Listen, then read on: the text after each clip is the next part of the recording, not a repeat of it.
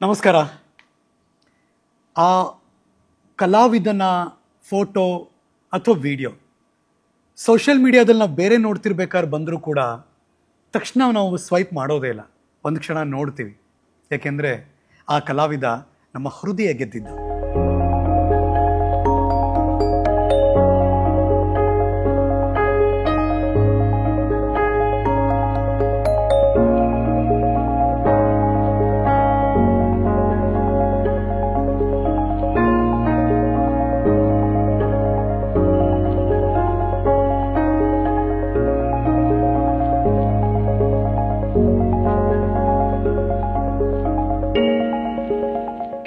Rocket ವೇಗದಲ್ಲಿ ಬೆಳೆದ, rocket ವೇಗದಷ್ಟೇ ಕಣ್ಮರೆಯಾದ ಅನ್ನೋದಿದೆಯಲ್ಲ, ಅದು ಬಹಳ ನೋವು ಕೊಡುತ್ತೆ. ಇತ್ತೀಚೆಗೆ ನಾವು ಕಳ್ಕೊಂಡಂಥ ಅದ್ಭುತವಾದಂಥ ಕಲಾವಿದ. ಯಾಕೆ ಆತನ ಬಗ್ಗೆ ನಾವು ಮಾತಾಡ್ತೀವಿ, ನಾವು ನೆನಪಿಸ್ಕೋತೀವಿ ಅಂದರೆ, ಆತನ ಜೊತೆ ಯಾರೇ 2 ನಿಮಿಷ ಟೈಮ್ ಸ್ಪೆಂಡ್ ಮಾಡಿದ್ರು ಅವ್ರಿಗೊಂದು ಜಾಯ್, ಖುಷಿ ಸಿಕ್ಕಿರುತ್ತೆ. ಆತನ ಮುಖ ಮತ್ತು ಆತನ ವ್ಯಕ್ತಿತ್ವ ಇಷ್ಟ ಆಗಿರುತ್ತೆ. ಆತ ಮೃತಪಟ್ಟು 11 ದಿನ ಆಗೋಯ್ತು. ತಿಥಿ ಕಾರ್ಯ ಎಲ್ಲ ಮುಗಿಸಿ ಆತನಿಗೆ ಬಹಳ ಹತ್ತಿರವಾಗಿರುವಂಥ ಒಬ್ಬ ವ್ಯಕ್ತಿ ಇವತ್ತು ನ್ಯೂಸೋ ನಮ್ಮ ಹರಿಕಥೆ ಶೋಗೆ ಬಂದಿದ್ದಾರೆ.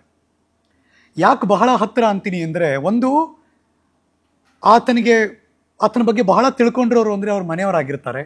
ಅದಾದಮೇಲೆ ಪ್ರೊಫೆಷನಲ್ ಲೈಫಲ್ಲಿ ತುಂಬ ಜನ ಆತನ ಜೊತೆ ಸ್ಟೇಜ್ಗಳನ್ನು ಶೇರ್ ಮಾಡಿರ್ತಾರೆ, ಒಳ್ಳೊಳ್ಳೆ ಮೂಮೆಂಟ್ಸ್ಗಳನ್ನು ಶೇರ್ ಮಾಡಿರ್ತಾರೆ. ಆದರೆ ಯಾರೋ ರೂಮ್ಮೇಟ್ ಆಗಿರ್ತಾರೆ, ಹಾಸ್ಟೆಲ್ ಮೇಟ್ ಆಗಿರ್ತಾರೆ ಅಂದಾಗ ಇನ್ನೂ ಹೆಚ್ಚು ಸಮಯ ಡೇ ಆ್ಯಂಡ್ ನೈಟ್ ಆತನ ಜೊತೆ ಬೆಳೆದಿರ್ತಾರೆ, ಕಷ್ಟ ಸುಖಗಳಲ್ಲಿ ಭಾಗಿಯಾಗಿರ್ತಾರೆ. ಕಷ್ಟ ಸುಖ, ನೋವು ನಲಿವು, ಉದಾಸ ಉತ್ಸಾಹ ಎಲ್ಲವನ್ನೂ ಕೂಡ ಅನುಭವಿಸಿರ್ತಾರೆ.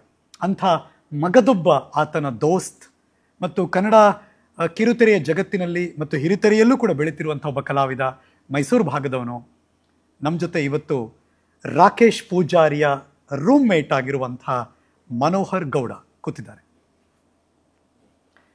ನಾನು ಈ ಥರದೊಂದು ಶೋ ನಿಮ್ಮ ಜೊತೆ ಮಾಡ್ತೀನಿ, ಅವನ ಬಗ್ಗೆ ಮಾತಾಡಬೇಕು ಅಂತ ದೇವರನಾಗ್ಲೂ ಮನಸ್ಸಲ್ಲಿ ಯೋಚನೆ ಮಾಡೋಕ್ಕೆ ಸಾಧ್ಯನೇ ಇಲ್ಲ. ಆ ಥರದೊಂದು ದಿನ ಬಂದ್ಬಿಡ್ತು ಮನೋಹರ್.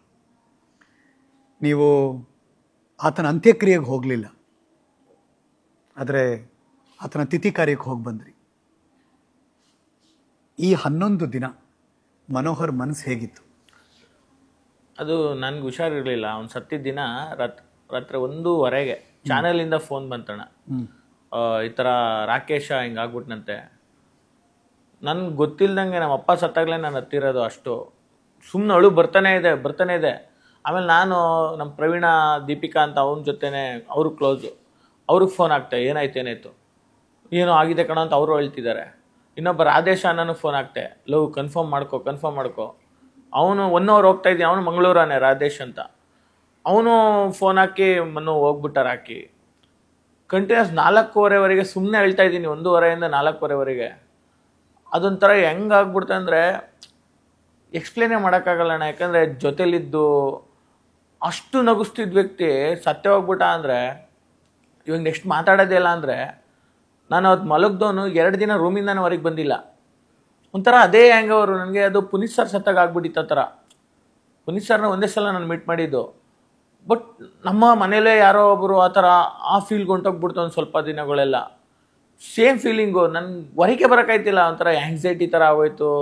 ನನಗೇನಾರು ಆಗ್ಬಿಡುತ್ತಾ ಅನ್ನೋ ಭಯ ಸ್ಟಾರ್ಟ್ ಆಗೋಯ್ತು. ಆಮೇಲೆ ಅವ್ರ ಮನೆಗೆ ಹೋಗಿದ್ದೆಲ್ಲ ನೆನಪಾಯ್ತು. ಅವ್ರ ಮನೆ ಪಕ್ಕದಲ್ಲೇ ಒಂದು ಬೀಚ್ ಇದೆ, ಪಕ್ಕನೇ. ಈಗ ನೋಡಿದ್ರೆ ಬೀಚ್ ಕಾಣುತ್ತೆ. ಲಾಸ್ಟ್ ಟೈಮ್ ಒಂದು ಈವೆಂಟ್ಗೆ ಹೋಗಿದ್ದು ನಾನು, ದೀಪಿಕಾ, ಪ್ರವೀಣ್, ರಾಕೇಶ್ 4 ಜನ ಕನ್ಫರ್ಮ್ ಈವೆಂಟ್ಗಳು ಮಾಡೋದು. ಅಂದ್ರೆ ಬೇರೆ ಜೊತೆ ಮಿಕ್ಸ್ ಆಗ್ತೀವಿ ಇಲ್ಲ ಅಂದಾಗ.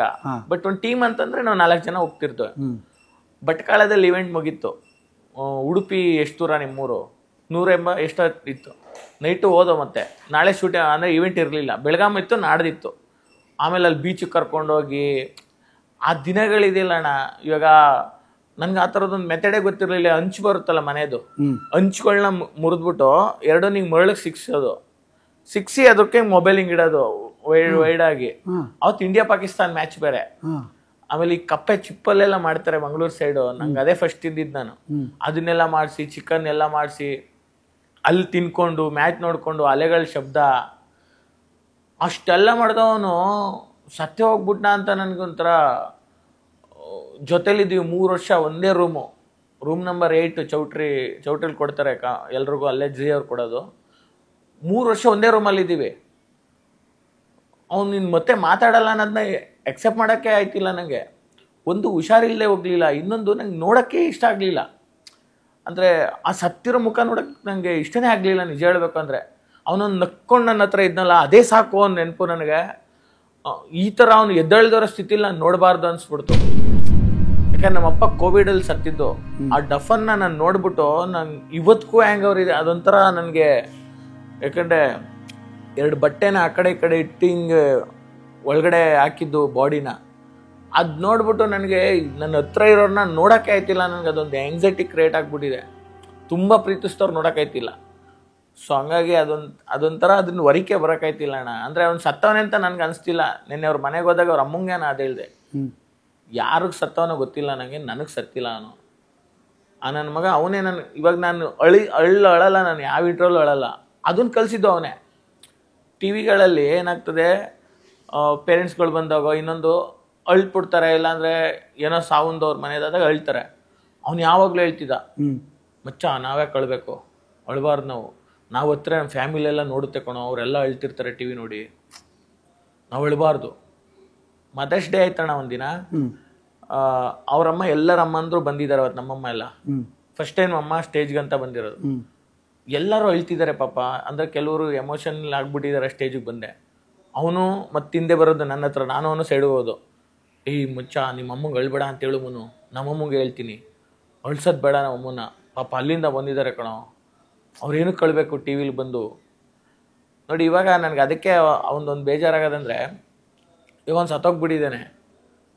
ಆತ್ಮ ಅನ್ನೋದು ಹೊರಗಡೆ ಇದ್ದರೆ ಅದೆಷ್ಟು ಸಂಕಟ ಪಡ್ತಿರುತ್ತೆ ಅವನು. ಅವ್ರ ಅಮ್ಮ ಹೇಳ್ತಿದ್ದಾರೆ, ಅವ್ರ ಅಕ್ಕ ತಂಗಿ ಹೇಳ್ತಿದ್ದಾರೆ, ಅವ್ರ ಅಪ್ಪನೂ ಇವಾಗ 2 ವರ್ಷದಲ್ಲಿ ಸತ್ತಿರೋದು. ನಾನು ಫಸ್ಟ್ ಟೈಮ್ ಮನೆಗೆ ಹೋದಾಗ ಅವ್ರ ಅಪ್ಪ ಇದ್ದರು, ಇವನಿದ್ದ ಎಲ್ಲರೂ ಇದ್ದರು. ನೆನೆ ಹೋಗಿ ಅವೆಲ್ಲ ನಾನು ನೋಡ್ತಾ ಇದ್ದೀನಿ ಮೆಮೊರೀಸ್ನ. ಲಾಸ್ಟ್ ಟೈಮ್ ಎಂಜಾಯ್ ಮಾಡಿದ್ದು ನಾವು ಇದ್ದಿದ್ದು ಆ ಡೈನಿಂಗ್ ಟೇಬಲ್ ಎಲ್ಲ ವ್ಯಕ್ತಿಗಳೇ ಇಲ್ಲ. ಈಗ ಬರೀ ಅವ್ರ ಅಮ್ಮ ಅವ್ರ ತಂಗಿ. ಅವ್ರಮ್ಮ ಮಾತೇ ಆಡ್ತಿಲ್ಲ ಪಾಪ, ಫುಲ್ ಸೈಲೆಂಟ್ ಆಗಿಬಿಟ್ಟವ್ರೆ. ಏನು ಕೇಳಿದ್ರು ಇಷ್ಟೇ ರಿಯಾಕ್ಷನ್ ಮಾಡ್ತಿರೋದು. ಆ ದಿನ ಯಾರಿಗೂ ಬರಬಾರ್ದಣ್ಣ, ಅಷ್ಟೇ ನಾ ಹೇಳೋದು. ಆ ದಿನ ಯಾರಿಗೂ ಬರಬಾರ್ದು. ಅದು ತುಂಬ ಕಷ್ಟ ಅಣ್ಣ ಅದು. ಈಗ ನಾನು ಏನೇನೋ ಸುಮಾರು ಇಂಟರ್ವ್ಯೂಗಳು ನೋಡ್ತಿದ್ದೆ ಅವನ ಬಗ್ಗೆ. 3 ವರ್ಷ ಜೊತೆಲಿದ್ದೀನಿ, ಒಂದೇ ಬಾತ್ರೂಮ್ ಯೂಸ್ ಮಾಡೀವಿ, 1000 ನೆನಪುಗಳವೆ.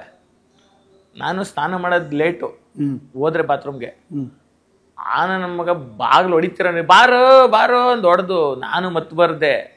ಪಕ್ಕದ ರೂಮಲ್ಲಿ ಅವ್ರು ಮಂಗಳೂರು ಸೈಡವ್ರು ಬೇರೆ ಬೇರೆಯವ್ರು ಇದ್ರು, ಹಿತೇಶ್ ಅಣ್ಣ ಮತ್ತು ಯಾರ್ಯಾರು, ಅವ್ರ ರೂಮ್ಗೆಲ್ಲ ಹೋಗಿ ಸ್ನಾನ ಮಾಡ್ಕೊಂಬಿಡುವ.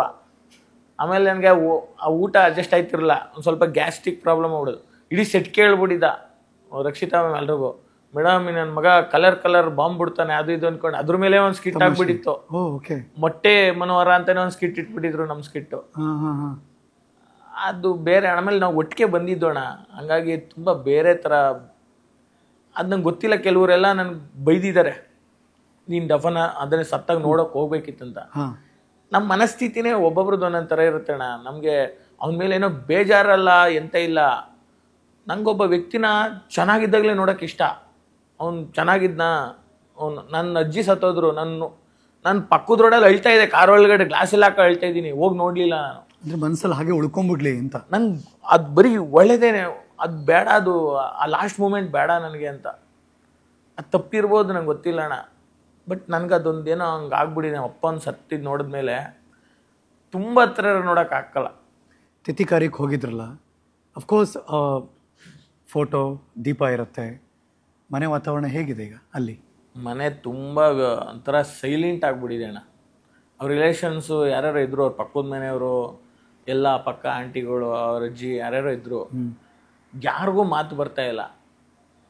ನಾನು ಅವ್ರ ಅಮ್ಮಂಗೆ ಸಮಾಧಾನ ಮಾಡ್ಕೊಳ್ಳಿ ಅಂತಲೂ ಹೇಳೋಕ್ಕಾಗಲ್ಲ, ಯಾಕಂದರೆ ಅದು ಸಮಾಧಾನ ಮಾಡ್ಕೊಳ್ಳೋ ವಿಷಯನೇ ಅಲ್ಲ. ನಾನು ಒಂದು ಮಾತು ಹೇಳಿದೆ, ಅಮ್ಮ ಅವಾಗ ನಿಮಗೆ ಒಬ್ಬ ಮಗ ಇದ್ದ, ಇವಾಗ ಒಂದು 50 ಜನ ಮಕ್ಕಳಿದ್ದೀವಿ, ಏನು ಯೋಚನೆ ಮಾಡಿಬಿಡಿ ಎಂದೆ. ಅದಕ್ಕೆ ಅವ್ರು ಯಾರೋ ರಿಲೇಷನ್ ಹೇಳಿದ್ರು, ಇವಾಗ ನೀವೇ ಕಣ್ರಪ್ಪ ಮಕ್ಕಳು ಥರ ಬಂದು ಹೋಗಿ ಬಂದಾಗ. ನಾನು ಅದಕ್ಕೆ ಹೇಳಿದ್ದೀನಿ, ಮಂಗಳೂರು ಕಡೆ ಬಂದಾಗೆಲ್ಲ ಬರ್ತೀನಿ, ನೀವು ನೋಡೋಕ್ಕಾರ ಬರ್ತೀನಿ. ಆಮೇಲೆ ಅವರು ಪಾಪ ಹೇಳ್ತಾಯಿದ್ರು, ಇವಾಗ ಮೊನ್ನೆ ಒಂದೇನೋ ಸ್ಕ್ಯಾನರ್ ಥರ ಏನೋ ಬಿಟ್ಟಿದ್ರು ರಾಕೇಶ್ ತಂಗಿಗೆ ಮದುವೆಗೆ, ಯಾರು ಹೆಲ್ಪ್ ಮಾಡತ್ತೀರಿ ಮಾಡಿ ಅಂತ. ಅದು ಸ್ಟೋರಿ ತುಂಬ ಜನ ಹಾಕಿದ್ದಾರೆ, ಬಟ್ ರಿಯಲ್ ಆಗಿ ಅಷ್ಟು ಹೆಲ್ಪ್ ಆಗಿಲ್ಲ ಅವ್ರಿಗೆ. ತಂಗಿ ಏನು ಮಾಡ್ತಿರೋದು? ಅವರು ಏನೋ ಕೆಲಸ ಮಾಡ್ತಾರಂತೆ ಬ್ಯಾಂಕಲ್ಲಿ. ನೆನ್ನೆನೆ ಗೊತ್ತಾಗಿದ್ದು ನನಗೆ. ಇದ್ರ ಅಲ್ಲಿ ತಂಗಿನೂ ಇದ್ರು. ಮಾತಾಡ್ತಿದ್ರಾ ಅಥವಾ ಹೇಗೆ? ಅವ್ರು ಹೇಗಿದ್ದಾರೆ? ಅವರು ಸ್ವಲ್ಪ ಮಾತಾಡ್ತಿದ್ರು. ಅಮ್ಮ ಅಂತೂ ನಾನು ಹೋದಾಗ ಆ್ಯಕ್ಚುಲಿ ಮಲ್ಕೊಬಿಟ್ಟಿದಾರಂತೆ. ನಾನು ಬಂದೆ ಅಂತ ಎದ್ದಿದ್ದಾರೆ. ಬಟ್ ಮಾತಾಡೋ ಪರಿಸ್ಥಿತಿಲಿ ಅವ್ರ ಅಮ್ಮ ಇರಲಿಲ್ಲ. ನಂಗೆ ಕೈ ಹಿಂಗೆ ಹಿಡ್ಕೊಂಡಿದ್ರು. ನಾನು ಮಲ್ಕೊಳ್ಳಿ ಅಂದರೆ ಇರು ಕುತ್ಕೋ ಅನ್ನೋ ಥರ. ಅವ್ರ ತಂಗಿನ ಕರೆದು ಕೇಳಿದೆ, ಹೆಂಗಾಗ್ತಿದೆ ಅಮ್ಮ ಎಲ್ಲ, ಏನಾಗ್ತಿದೆ? ಅದೇ ಆ ಥರ ಏನು ನಮಗೂ ಸಹಾಯ ಸಿಕ್ಕಿಲ್ಲ, ನೋಡಬೇಕು ಅಂತ. ನೀನು ಕೆಲಸ ಮಾಡ್ತಿದ್ದೀರ ಒಟ್ಟು? ಹ್ಞೂ ಮಾಡ್ತಿದ್ದೀನಿ, ಇವಾಗ ಅದೇ ಬ್ರೇಕ್ ಇದೆ, ಮಾಡ್ತೀನಿ ಅಂದರು. ಬಟ್ ಅದೊಂಥರ ಈ ಜಾಗದಲ್ಲಿ ಗ್ಲಾಸ್ ಇದ್ರೆ ಗ್ಲಾಸು ತೆಗೆದ್ರೆ ಅದೇನು ಇಲ್ಲ, ಜಾಗನೇ ಅವ್ರದ್ದೆಲ್ಲ ಅನ್ನೋ ಥರ ಆಗೋಯ್ತಣ್ಣ. ಸ್ಪೇಸ್ ಎಂಟಿ. ಯಾಕಂದ್ರೆ ಅವ್ರ ಮನೇಲಿ ಅವ್ರ ಅಪ್ಪ ಅಮ್ಮ ಇವನ್ನ ನಾನು ನೋಡಿದ್ದೀನಿ, ಎಂಜಾಯ್ ಮಾಡಿದ್ದೀವಿ, ಮನೇಲೆಲ್ಲ ನಕ್ಕಿದ್ದೀವಿ ಅಷ್ಟು. ಅದಾದ್ಮೇಲೆ ನಾನು ನೆನ್ನೆನೇ ಹೋಗಿರೋದು ಫಸ್ಟು ಅವ್ರ ಮನೆಗೆ. ನೋಡಿದ್ರೆ ಯಾರು ಇಲ್ಲ, ಅವ್ರಿಬ್ರೇ ಅವರೇ. ಬಿಕೋ ಅಂತಿದೆ ಲೈಫ್ ಬೇರೆ ಅಣ್ಣ. ನೆನ್ನೆ ಅದಕ್ಕೆ ನಾನು ಒಂದು ಬೀಚ್ ಹತ್ರ ಪಕ್ಕದಲ್ಲಿ ಹೋಗಿ ಅವತ್ತು ಕ್ರಿಕೆಟ್ ಆಡಿದ್ದೆಲ್ಲ ಜಾಗನ ವಿಡಿಯೋ ಎಲ್ಲ ಮಾಡ್ಕೊಂಡು ಬಂದೆ. ಅದು ನೆನಪಿಗೆ ಅಲ್ಲಿ ಕೂತಿದ್ದೋ ನಾವು ಇಬ್ರು ಅಂತ. ನಾನು ಕಾಮಿಡಿ ಕಿಲಾಡಿಲ್ಲ. ಅವನು ಮತ್ತು ಇನ್ನೊಂದು ಇಬ್ಬರು ಕ್ಲೋಸ್ ಅಣ್ಣ. ಬಿಕಾಸ್ ನಾನು ಶೂಟಿಂಗ್ ಮುಗಿದ್ಮೇಲೆ ಎಲ್ಲೂ ಇರಲ್ಲ, ಮೈಸೂರಿಗೆ ಹೋಗ್ಬಿಡ್ತೀನಿ, ನಾನು ಜಾಸ್ತಿ ಕನೆಕ್ಷನ್ ಕಡಿಮೆ. ಹೆಂಗೆ ಜಾಯ್ನ್ ಆದ್ರಿ? ಮೈಸೂರವರು ಮಂಗಳೂರವರು ಒಟ್ಟಿಗೆ ರೂಮ್ಮೇಟ್ ಹೆಂಗಾದ್ರಿ ನೀವು? ಅಣ್ಣ ಚಾಂಪಿಯನ್ಶಿಪ್ 1 ಅಂತ ಮಾಡಿದ್ರು ಕಾಮಿಡಿ ಕಿಲಾಡಿಗಳು. ಸೀಸನ್ 1 ಸೀಸನ್ 2 2 ಕ್ಲಬ್ ಮಾಡಿ 24 ಜನ ಆಯ್ತು. ಒಂದು 6 ಜನ ಎಕ್ಸ್ಟ್ರಾ ಬೇಕಿತ್ತು ಟೀಮ್ಗೆ, ಒಬ್ಬೊಬ್ರು ಥರ. ಅವಾಗ ನಾನು ಇವನು ಎಲ್ಲಾರನ್ನೂ ಹಾಕಿದ್ರು. ಅವಾಗ ಪರಿಚಯ ಇರಲಿಲ್ಲ ನನಗೆ. ರಾಕಿ ಯಾರೋ ನಿಮ್ಗೆ ಗೊತ್ತಿಲ್ಲ. ಓಕೆ. ಆಮೇಲೆ 6 ಜನ ಹೊಸಬ್ರು ಬಂದಿದ್ದವ್ರಿಗೆ ಅಂತ ರೂಮ್ ಕೊಟ್ಟಿದ್ರು. ಅದ್ರಲ್ಲಿ ರೂಮ್ಮೇಟ್ಸ್ ಆದ್ರು ಇಬ್ರು. ಸುಮ್ಮನೆ ಹಂಗೆ ಕ್ಯಾಶುವಲ್ ರೂಮ್ಮೇಟ್ಸ್ ಆಗಿರೋದು, ಪರಿಚಯನೇ ಇಲ್ಲ, ಪರಿಚಯ ಇಲ್ಲ. ಆಮೇಲೆ ಏನಾಯ್ತು, ನಮ್ಮಿಬ್ರದ್ದು ಪರ್ಫಾರ್ಮೆನ್ಸ್ ಇಷ್ಟ ಆಗಿ ಕಾಮಿಡಿ ಕಿಲಾಡಿಲಿ ನಾನು 4 ವಾರ ಸ್ಟಾರ್ಟಿಂಗ್ಗೆ ಚೆನ್ನಾಗಿ ಮಾಡ್ಬಿಟ್ಟಿದ್ದೆ. ಬಟ್ ಆಮೇಲೆ 5ನೇ ವಾರದಿಂದ ಅವನು ಸಖತ್ ಮಾಡ್ಬಿಟ್ಟ, ಅಂದ್ರೆ ಟಾಪ್ ಆಗ್ಬಿಟ್ಟ ಅವನು, ಫುಲ್ ಬೇರೆ ತರ. ಆಮೇಲೆ ಏನ್ ಮಾಡ್ರು ಚಾನಲ್ ಅವರು 6 ಜನದಲ್ಲಿ ನಮ್ಮಿಬ್ರನ್ನ ಮಾತ್ರ ಮತ್ತೆ ಸೀಸನ್ 3 ಕರ್ಕೊಂಡ್ರು. ಫಿಲ್ಟರ್. ಆಕ್ಚುಲಿ ಒಂದು ಸೀಸನ್ ಮಾಡಿದ್ರೆ ಇನ್ನೊಂದು ಸೀಸನ್ ಕರ್ಕಲ್ಲ ಫ್ರೆಶ್ ಸೀಸನ್ಗೆ. ಬಟ್ ನಮ್ಮಿಬ್ರಿಗೆ ಸ್ಪೇಸ್ ಇರ್ಲಿಲ್ಲ ಆಕ್ಟ್ ಮಾಡಕ್. ಅಲ್ಲಿ ಎಲ್ಲ ಸೀನಿಯರ್ಸ್ ಇದ್ರು, ಶಿವಣ್ಣ, ನಯನ, ಜಿಜಣ್ಣ, ಈ ತರದವ್ರು ಇದ್ರು. ನಮ್ಗೆ ಚಿಕ್ಕದು ಹೆಂಗ್ ಸಿಕ್ತಿತ್ತು ಅದ್ರಲ್ಲಿ ನಾವೇನೋ ಮಾಡ್ತಿದ್ದೋ. ಅದಕ್ಕೆ ಏನ್ ಮಾಡ್ರು, ನಮ್ಮಿಬ್ರನ್ನ ಮಾತ್ರ ಸೀಸನ್ 3 ಕರ್ಕೊಂಡ್ರು. ಅವಾಗ್ಲೂ ಮತ್ತೆ ಒಂದೇ ರೂಮು, ಮತ್ತೆ ರೂಮ್ಮೇಟ್ಸ್ ಇಬ್ರು. ಅಂದ್ರೆ ನಾವು ಚೇಂಜ್ ಆಗಕ್ಕೆ ಇಷ್ಟನೇ ಇರ್ಲಿಲ್ಲ. ನೀವು ನಂಬಲ್ಲ, ನಾನು ಅವನು ನಾವು 3 ವರ್ಷ ಆದ್ಮೇಲೆ ಖಾಲಿ ಮಾಡದ್ಮೇಲೆ ಆ ಚೌಟ್ರಿನ ನಾನ್ ಸುಮ್ನೆ ಹೋಗ್ಬಿಟ್ಟ ಕಿಟಕಿಯಿಂದ ವಿಡಿಯೋ ಮಾಡಿ ರೂಮ್ದು ಅವನಿಗೆ ಕಳಿಸುವೆ. ಮಗ ಎಂತ ಮೆಮೊರೀಸ್ ಅಲ್ವಾ ಈ ರೂಮಲ್ಲಿ ಅಂತ. ಅವನು ಅದನ್ನ ಮಿಸ್ ಮಾಡ್ಕೊಳ್ಳೋದು. ಯಾವ ಚೌಲ್ಟ್ರಿ ಇದು? ಅಲ್ಲೇ ಮಾಯಮ್ಮ ಮಲಾರಯ್ಯ ಅಂತ ಒಂದು ಚೌಟ್ರಿ, ಅಂದ್ರೆ ಜಿಯೋರೇ ಕೊಡ್ತಾರೆ. ಅಭಯನಗರ್ ಸ್ಟುಡಿಯೋ ಹಿಂದೆ ಇದೆ ಅದು. ಸರಿ. ಅಲ್ಲೊಂದು ರೂಮ್ ಕಟ್ಸಿದಾರೆ ಒಂದಿಷ್ಟು. ಅಲ್ಲೆಲ್ಲ ನಿಮ್ DKD ಸರಿಗಮಪ ಎಲ್ಲ ಆರ್ಟಿಸ್ಟ್ಗಳಿಗೆ ರೂಮ್ ಇರಲ್ವಲ್ಲ, ಅವರೆಲ್ಲ ಅಲ್ಲೇ ಬಂದು ಸ್ಟೇ ಆಗೋದು. ನಿಮ್ದು ರೂಮ್ ನಂಬರ್ 8. ಓಕೆ. ಹೆಂಗಿದ್ರಿ ಒಳಗಡೆ? ಅಂದ್ರೆ ಹೆಂಗಿದ್ದ ರಾಕಿ? ವೆರಿ ಫನ್ನಿ ಅಣ್ಣ. ಒಬ್ರ ಬಗ್ಗೆ ಯಾವತ್ತು ಮಾತಾಡೋದನಲ್ಲ. ಅವ್ನ್ ಏನಕ್ಕೆ ಇಷ್ಟ ಚೆನ್ನಾಗಿ ಇಷ್ಟಪಡ್ತಾರ ಕಾಮಿಡಿ ಕಿಲಾಡಿ ಅಂದ್ರೆ, ಒಬ್ರ ಬಗ್ಗೆ ಅಸೂಯೆ ಇಲ್ಲ, ಒಬ್ರ ಬಗ್ಗೆ ಮಾತಾಡಿಲ್ಲ ಕೆಡ್ತಾಗಿ. ಅವ್ನು ಎಷ್ಟೊತ್ತಿರ್ತಾನೆ ಅಷ್ಟು ಟೈಮ್ ನಗಿಸ್ತಾನೆ. ನಾವೇ ಅವನಿಗೆ ರೇಗಿಸ್ತಾ ಇದ್ದೋ, ಯಾರನ್ನಾರು ಹೋಗಿ ಮಾಡು ಏನೋ ಹಂಗೆ ಅಂತ. ಹಂಗೆ ಯಾರು ಬೀಳ್ತಾರೆ? ನಾನು ಆಮೇಲೆ ಅವ್ನು ಯಾವ್ದಾರು ಒಂದು ಹುಡುಗಿ ಫೋಟೋ ಹಾಕಿದ್ರೆ ಸಾಕು, ನಾನು ಸ್ಕ್ರೀನ್ಶಾಟ್ ಹೊಡೆದು ಮಗನೇ ಬಾ ನಿನ್ಗೆ ಇದು ಇಟ್ಕೊಂಡು ಮಾಡ್ತೀನಿ. ಅವನು ನನ್ನ ತಂಗಿ ಕಣೋ ಪಾಪ, ಅವ್ನು ಯಾರೋ ಪಾಪ ಹಂಗಿಲ್ವೇ ಇಲ್ಲ, ಬರೀ ಅಕ್ಕ ತಂಗಿ ಹಿಂಗೇನೆ ಬೆಳೆದ್ಬಿಟ್ಟ ಅವನು. ಆಮೇಲೆ ತುಂಬ ಫನ್ನಿ ಅವನು. ನಮ್ಮ ಫ್ಲೋರಲ್ಲೇ ಒಂದು 6-7 ಜನ ಮಂಗಳೂರವ್ರ ಇದ್ರು. ಎಲ್ಲ ತುಳು ಮಾತಾಡ್ಕೊಂಡು ಕೂತ್ಬಿಡೋರು. ನಾನು ಕನ್ನಡ ಮಾತಾಡ್ರೋ, ನಂಗೆ ಅರ್ಥ ಹಂಗೆ ಹೇಳ್ರೋ, ಇವನೊಬ್ಬನೇ ನನ್ನ ಜೊತೆ ಕನ್ನಡದಲ್ಲಿ ಮನು ಹಂಗಲ್ಲ ಕಣೋ, ಹಿಂಗಲ್ಲ. ತುಂಬ ಸೀಕ್ರೆಟ್ಗಳಿದೆ ಅಣ್ಣ ನನ್ನ ಲೈಫಲ್ಲೇ. ನಾನು ಹೇಳೋಕ್ಕೆ ಆಗದೋರೋ ಒಂದಿಷ್ಟು ಸೀಕ್ರೆಟ್ ಅವೆ, ನಾನು ಹೇಳೋಕ್ಕೆ ಆಗಲ್ಲ, ಇನ್ ಫ್ಯೂಚರ್ ಹೇಳೋಕ್ಕಾಗಲ್ಲ. ಆ ಥರದವೆಲ್ಲ ಅವನೊಬ್ಬಂಗೆ ಹೇಳಿದ್ದೀನಿ ನಾನು. ಬಟ್ ಅವನ ಹತ್ರನೇ ಇದೆ, ಅದು ಅವನ ಹತ್ರನೇ ಇವಾಗ ಸತ್ತಿದೆ. ಹೆಂಗೆ ಅಂಥ ರ್ಯಾಪೋ ಹೆಂಗ್ ಬೆಳೀತಿ ಇಬ್ರಿಗೂ ಅಷ್ಟು, ಅಂದ್ರೆ ಆ ಟ್ರಸ್ಟ್ ವರ್ತಿ ರ್ಯಾಪೋ ಇದೆಯಲ್ಲ? ಅಂದರೆ ನಾನು ಅಷ್ಟೇ ತುಂಬ ಯಾವುದ್ರ ಬಗ್ಗೆನೂ ಯೋಚನೆ ಮಾಡ್ತಿರಲ್ಲ, ನಮ್ಮ ಲೈಫ್ ನಮ್ಮ ಜಾಲಿ ಆ ಥರ, ಅವನು ಅದೇ ಥರ. ಆಮೇಲೆ ಏನಿದ್ರು ಟ್ರಾನ್ಸ್ಪರೆಂಟಾಗಿ ಮಾತಾಡ್ತಿದ್ದೋ. ಆಮೇಲೆ ನನಗೆ ಇಡೀ ಕಾಮಿಡಿ ಕೆಳಗಡೆಯಲ್ಲಿ ಜಾಸ್ತಿ ರೇಗಿಸ್ತಿದ್ದೋನು, ಜಾಸ್ತಿ ಬೈತಿದ್ದೋನೆ ಅವನು. ಬೈತಿದ್ದ ಅಂದರೆ ಸೀರಿಯಸ್ ಬೈಗಳಲ್ಲ, ಓಕೆ, ಕಾಲೆಳೆಯೋದು, ಹೆವಿ ಕಾಲು ಎಳಿತಿದ್ದ. ನನಗಂತೂ ಈವೆಂಟ್ಗಳಿಗೆ ಹೋಗ್ಬಿಟ್ರೆ ಬರೋವರೆಗೂ ಕಾಲು ಎಳೆಯುತ್ತೆ. ಆಮೇಲೆ ನಾನು ಸ್ವಲ್ಪ ಲೇಟ್ ಲತೀಫೆಲ್ಲ ಒಂದು ಸ್ವಲ್ಪ 10 ಗಂಟೆಗೆ ರೆಡಿಯಾಗಿ ಅಂದಿರುವೆ. ದೀಪಿಕಾ, ಪ್ರವೀಣ, ರಾಖಿ 3 ಜನಕ್ಕೆ ಅವರೆಲ್ಲ ಒಂದು ಕಡೆ ಇದ್ರು ಇಲ್ಲಿ ನಾಗರಬಾವಿಲಿ. ನಾನು 12 ಗಂಟೆಗೆ ಬರ್ತಿದ್ದೆ. ಅವನು ಬೇಲ್ಗಡೆಯಿಂದನೇ ಬೈಕೊಂಡು ನನ್ನ ಮಗನೇ ಇಷ್ಟೊತ್ತು ಹೋದ್ರೆ ಹೆಂಗೆ ಹೆಂಗೆ ಹೆಂಗೆ ಅಂದ್ಕೊಂಡು ನನಗೆ ಹೆವಿ ಕಾಲು ಎಳಿತಿದ್ದ ಅವನು, ಹೆವಿ ಕಾಲು ಎಳಿತಿದ್ದ. ಆ ಸಂಬಂಧನೇ ಬೇರೆ ಅಣ್ಣ. ಅಂದರೆ ಆಮೇಲೆ ನಾನು ಅನ್ಕೊಂಡೆ ನನ್ನ ಒಬ್ಬನ ಜೊತೆನೇ ಕ್ಲೋಸ್ ಇದ್ನ ಅಂತ. ಅವ್ನು ನೋಡ್ರಿ ಎಲ್ರಿಗೂ ಅದೇ ಥರ ಪ್ರೀತಿ ಹಂಚ್ಬಿಟ್ಟವನೆ. ಅಂದರೆ ಇನ್ಯಾರೋ ಮಂಗಳೂರಿನ ಫ್ರೆಂಡ್ಸ್ ಬರ್ತಾರೆ, ಈ ರಾಖಿ ನಂಗೆ ಕ್ಲೋಸ್ ಫ್ರೆಂಡು, ಇನ್ಯಾರೋ ಬರ್ತಾರೆ ರಾಖಿ ನಂಗೆ ಸಖತ್ ಇಷ್ಟ. ನಾನು ಏನಪ್ಪ ಎಲ್ಲರಿಗೂ ಹೆಂಗೆ ಇಷ್ಟ ಆಗಕ್ಕೆ ಸಾಧ್ಯ ಒಬ್ಬ ಮನುಷ್ಯ? ನಾನು ಇವಾಗ 4 ಜನಕ್ಕೆ ಇಷ್ಟ ಆಗ್ಬೋದು, ಇನ್ನು 10 ಜನಕ್ಕೆ ಇಷ್ಟ ಆಗಲ್ಲ ಯಾವುದೋ ಒಂದು ಕಾರಣಗಳಿಂದ. ಅವ್ನು ಎಲ್ರಿಗೂ ಇಷ್ಟ. ನಾನು ಅವ್ನಿಗೆ ಅದು ರೇಗಿಸ್ತಾ ಇದೆ, ನನ್ನ ಮಗನೇ ನನಗೆ ನೋಡ್ರಿ ಎಲ್ಲ ಬೈತಿರ್ತಾರೆ, ನೀನು ಹೆಂಗೆ ಎಲ್ಲರ ಹತ್ರ ಚೆನ್ನಾಗಿದೆ ಅಂತ. ಏನಿಲ್ಲ ಕಣ, ಆರಾಮಾಗಿರ್ಬೇಕಷ್ಟೇ, ಆರಾಮಾಗಿರೋ ನೀನು, ಎಲ್ಲರಿಗೂ ಇಷ್ಟ ಆಗ್ಬಿಡ್ತೀವಿ, ಆರಾಮಾಗಿರೋ, ಓವರ್ ಥಿಂಕ್ ಮಾಡಬೇಡ ಅನ್ನೋ ಅವ. ಅಂದ್ರೆ ಅವ್ರು ಏನೋ ಅನ್ಕೋತಿರ್ಬೋದು, ಇವ್ರೇನೋ ಅನ್ಕೋತಿರ್ಬೋದು, ಅದ್ ಬಿಡು, ಅವ್ರು ಏನಾರ ಅನ್ಕೊಳ್ಳಿ, ನಿನ್ ಪಾಡೋದು ನೀನೇನೋ ನಿನ್ನ ಲೈಫಲ್ಲಿ ಏನೋ ಥರ ಎಕ್ಸ್ಟ್ರೀಮ್ಲಿ ಟ್ಯಾಲೆಂಟ್ ಅಣ್ಣ. ಆಮೇಲೆ ಅವ್ನು ಬಂದರೆ ಜಾಸ್ತಿ ಸ್ಕಿಟ್ಗಳು, ನಾನು ಅವನು, ಇವಾಗ ನೀವು ವಿಡಿಯೋಗಳು ನೋಡಿದ್ರೆ ಸ್ಕಿಟ್ಗಳದು ನಾನು ಅವನು, ಈ ತುಕಾಲಿ ಸಂತು ಬಿಗ್ ಬಾಸ್ ಇದ್ನ ಅವನು, ಸೀಸನ್ 3 ಆಲ್ಮೋಸ್ಟ್ ನಾವುಗಳೇ ಜಾಸ್ತಿ ಮಾಡಿರೋದು. ನಾವು 3 ಜನ ಬಂದ್ರೆ ಏನೋ ಒಂಥರ ಮಜಾ ಇರ್ತಿತ್ತು. ನಾನು ಡೈರೆಕ್ಟರ್ ಆದ್ರೆ ಅವ್ನು ಸಂತು ಹೀರೋ ಆಗಿರ್ತಿದ್ದ, ಇವನೇನೋ ಫ್ರಸ್ಟ್ರೇಷನ್ ಕ್ಯಾರೆಕ್ಟರ್ಗಳು, ಅದು ಸ್ಕಿಟ್ಗಳು ಚೆನ್ನಾಗಿ ಓಡ್ಕಾಗ್ಬಿಡ್ತಿದ್ದೋ, ಅದು ಮರೆಯೋಕ್ಕೆ ಆಯ್ತಿಲ್ಲ ಅಣ್ಣ. ಆಮೇಲೆ ಒಂದು ಮೇಜರ್ ಇನ್ಸಿಡೆಂಟ್ ಅಂದ್ರೆ ನಮ್ಮ ಸೆಟ್ಗೆ ದರ್ಶನ್ ಸರ್ ಬಂದಿರೋ ಒಂದ್ಸಲ, ರಕ್ಷಿತಾ ಮೇಡಮ್ ಮಾತಾಡ್ಸಕ್ಕೆ, ಅಂದ್ರೆ ಶೋಗೋಸ್ಕರ ಅಲ್ಲ, ಅವ್ರೇನೋ ಸ್ಟುಡಿಯೋಗೆ ಬಂದಿದ್ರಂತೆ, ಹಂಗೆ ಇದಕ್ಕೆ ಬಂದ್ರು. ಅಲ್ಲಿಂದ ಬಂದ್ಬಿಟ್ಟು ರಕ್ಷಿತಾ ಮೇಡಮ್ ಜೊತೆ ಮಾತಾಡ್ತಾರೆ, ಎಲ್ಲ ನಾವು ಎದ್ದು ನಿಂತ್ಬಿಟ್ಟಿದೀವಿ. ಆಮೇಲೆ ಸರ್ ನೀವು ನೋಡ್ತೀರಾ ಅಂತ ಆನಂದ್ ಸರ್ ಕೇಳಿದ್ರು, ಶೋ ನೋಡ್ತೀರಾ? ನೋಡ್ತೀನಿ, ನಂಗೆ ಅವ್ರಿಷ್ಟ ಅಂತಂದ್ರು. ನಾವೊಂದು 12 ಜನ ಏನೋ ನಿಂತಿದ್ದೀವಿ. ನಮಗೆಲ್ಲ ಯೋಚನೆ ಏನಂದ್ರೆ ನಮ್ನ ಹೇಳ್ತವ್ರ ಅಂತ. ಅಲ್ಲಿ ದೂರದಿಂದ ಕೈ ತೋರಿಸ್ತವ್ರಲ್ಲ ಗೊತ್ತಾಯ್ತಿಲ್ಲ ನಮಗೆ. ನಾವು ನಮ್ನೇನಾರ ದರ್ಶನ್ ಸರ್ ಇಷ್ಟಪಡ್ತಾವ್ರ, ಅದೊಂದು ನಮಗೊಂದು, ನಾವು ಅವ್ರ ಮೀಟ್ ಆಗಕ್ಕೆ ಆಗಿರ್ಲಿಲ್ಲ, ಏನಾರ ಅವಾಗ ಮೀಟ್ ಆಗಿರ್ಲಿಲ್ಲ ಏನು. ಎಲ್ರು ನಮ್ಗೆ ಅಂದ್ರೆ ನೀವು ಕುಳ್ಳ ಇದ್ದೀರಲ್ಲ ನೀವು. ಅವನು ಖುಷಿ ಆಗ್ಬಿಟ್ಟ ಫುಲ್ಲು. ಆಮೇಲೆ ಅವನಿಗೆ ಏನ್ ಮಾಡ್ಬೇಕಂತ ಗೊತ್ತಾಯ್ತಿಲ್ಲ. ಅಲ್ಲಿ ಸೈಡಿಂದ ಹೇಳಿದ್ರು, ಹೋಗ್ ಹಗ್ ಮಾಡು. ಆಮೇಲೆ ಸರ್ ಇನ್ನೊಂದ್ಸಲ ಹಗ್ ಮಾಡ್ಲಾ ಅಂತ ಕೇಳ್ದ. ಬನ್ರಿ ಅಂತಂದ್ರು. ಆಮೇಲೆ ಓಡೋಗಿ ಹಗ್ ಮಾಡಿ, ಇವಾಗ್ಲೂ ಅದೇ ಫೋಟೋ ಜಾಸ್ತಿ ಆ ಕಡೆ ಇದೆ. ಬಟ್ ದುರ್ದೈವ ಅಂದ್ರೆ ಅದ್ ಫೋಟೋ ಆಯ್ತು, ನನ್ನ ಫೇವ್ರೇಟ್ ಕಲಾವಿದ ಅಂತ ಅಂದಿದ್ರು.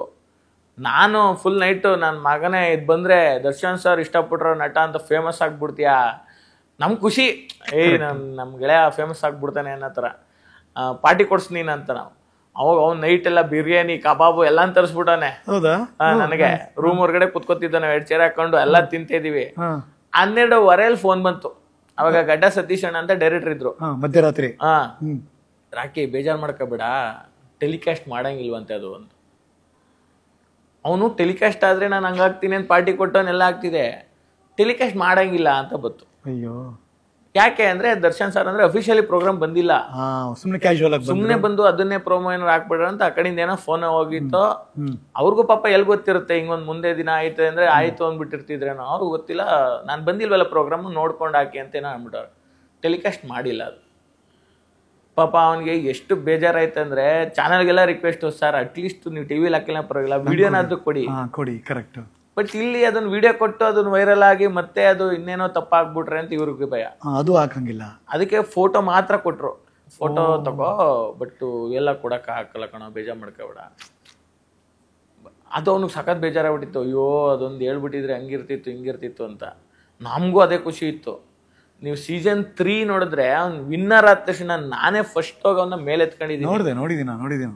ನನಗೆ ನಾನು ಗೆಲ್ಲೋದ್ಕಿಂತ ನನಗೆ ನನ್ನ ಒಂದು ಇಂಟರ್ವ್ಯೂಲ್ ಕೇಳ್ತಾರೆ ಅಲ್ಲೇ ಜಿ ಅವರೇ, ಯಾರು ಗೆಲ್ಬೇಕು ನಿನಗೆ ಅಂತ. ನಾನು ರಾಕಿ ಗೆಲ್ಬೇಕಂತಾನೆ ಅಂದೆ. ಯಾಕಂದ್ರೆ ಅವ್ನು ಯಾವಾಗಲೂ ಹೇಳ್ತಿದ್ದ, ಮಚ್ಚ ಇದೇನ ಗೆದ್ರೆ ನನ್ನ ತಂಗಿ ಮದುವೆಗೆ ದುಡ್ಡು ಇಟ್ಬಿಡ್ತೀನಿ ಕಣೋ, ಇದೊಂದು ಇಷ್ಟು ಲಕ್ಷ ಬರುತ್ತಲ್ಲ ಅದನ್ನ ಇಟ್ಬಿಡ್ತೀನಿ, ಏನು ಇಲ್ಲ ಕಣೋ ನಮಗೆ ಆದಾಯ, ಏನು ಇಲ್ಲ ಕಣೋ ಅಂತನೋ. ನಮಗೂ ಆಸೆ, ನನಗೆ 10 ಲಕ್ಷ ಬಂದು ನನಗೇನು ದೊಡ್ಡ ಬದಲಾವಣೆ ಆಗುತ್ತೋ ನನಗೆ ಗೊತ್ತಿಲ್ಲ, ಅವನಿಗೆ ದೊಡ್ಡ ಬದಲಾವಣೆ ಆಗುತ್ತೆ ನನಗೆ ಖುಷಿ, ಅವನಿಗಾಗುತ್ತಲ್ಲ ಓಕೆ ಅಲ್ವಣ್ಣ. ದುಡ್ಡು ಯಾವುದೋ ಒಂದು ವಿನ್ನಿಂಗ್ ಅಮೌಂಟು ತುಂಬ ಒಳ್ಳೇದಾಗಿ ಯೂಸ್ ಆಗೋಕ್ಕೆ ಸಿಗ್ಬೇಕದು, ಅದರಿಂದ ಅವ್ರಿಗೆ ಬದುಕೇ ಬೇರೆ ಆಯ್ತಂದ್ರೆ ಒಂಥರಗೆ ಸಿಗ್ಲಿ, ನಮ್ಗೇನು ಬೇಡ. ಅಂದರೆ ವಿನ್ನಿಂಗ್ ಅಮೌಂಟಿಂದ ತಂಗಿ ಮದುವೆ ಮಾಡಬೇಕು. ಇವಾಗಲೂ ಅವನು ಅದೇ ಮಾಡಿರೋದು, ದುಡ್ಡನ್ನ ಡೆಪಾಸಿಟ್ ಇಟ್ಟವನೇ, FD ಮಾಡಿದ್ದಾನೆ, ಖರ್ಚೇ ಮಾಡಿಲ್ಲ ಅವನು. ಅವ್ನಿಗದೊಂದು ಆಸೆ ಇತ್ತು, ನನ್ನ ತಂಗಿ ಮದುವೆ ಚೆನ್ನಾಗಿ ಮಾಡಬೇಕು, ತಂಗಿ ಮದುವೆ ಚೆನ್ನಾಗಿ ಮಾಡಬೇಕು. ಅದೇ ಅದು ಹೆಂಗೆ ಅಂತಲೇ ಗೊತ್ತಾಯ್ತಲ್ಲ ಅಣ್ಣ. ಇದು ಕೆಟ್ಟವ್ರು ಸಾಯ್ತಾರೋ, ಅದು ಕೆಲವ್ರಲ್ಲ ಅಂತಿದ್ರು ಕೆಟ್ಟ ಮಾಡ್ರೆ ದೇವರು ನಿಂಗೆ ನರಕ ಅಂತ. ಇವಾಗ ನೋಡ್ರಿ ಎಲ್ಲ ಹಂಗೆ ಒಳ್ಳೆಯವರೇ ಸಾಯ್ತಿರೋದು. ನಂಗೆ ಅಪ್ಪು ಸರ್ ನೋಡಿದ್ಮೇಲೆ ಇವಾಗ ಕಂಪೇರ್ ಮಾಡಿದ್ರೆ ಮತ್ತೆ ಅದೊಂದು ಬೇರೆ ಥರ ತಪ್ಪಾಗುತ್ತೆ. ಅಪ್ಪು ಸರ್ಗೆ ಇವನ್ನ ಕಂಪೇರ್ ಮಾಡ್ರ ಅಂತ ಇನ್ನೇನೋ ಅಭಿಮಾನಿ ಅದು ಇದು ಅಂದ್ಕೊಂಡು. ರಿಯಲ್ ಮ್ಯಾಟ್ರ್ ಹೇಳ್ಬೇಕಂದ್ರೆ ಅವ್ರು ಬಿಡಿ, ಅವ್ರ ದೇವ್ರೆ, ಅಪ್ಪು ಸರ್ ದೇವ್ರೆ, ಬಟ್ ಇವನ್ ಕ್ಯಾರೆಕ್ಟರ್ ಸಿಮಿಲರೇ ಇತ್ತು. ಯಾವಾಗಲೂ ನಕ್ಕೊಂಡಿದ್ದ, ಒಬ್ರು ಕೆಟ್ಟದ್ದು ಬಯಸಲ್ಲ, ಪ್ರೀತಿ ಎಲ್ರಿಗೂ ಹಂಚ್ಕೊಂಡು. ಆಮೇಲೆ ಎಲ್ರಿಗೂ ಎಷ್ಟು, ನಾನು ಮೊನ್ನೆ ಒಂದು ಪ್ರೋಗ್ರಾಮ್ ಹೋಗಿದ್ದೀನಿ, ಅಲ್ಲೂ ಎಲ್ಲ ರಾಖಿ ಪಾಪ ಇದು ಬಿಡಪ್ಪ, ರಾಖಿ ಇದಂಗೆ ಬರ್ದಿತ್ತಪ್ಪ, ಎಲ್ಲ ಜನಗಳು ಹೇಳ್ತವ್ರ ಅದ್ರ ಬಗ್ಗೆ.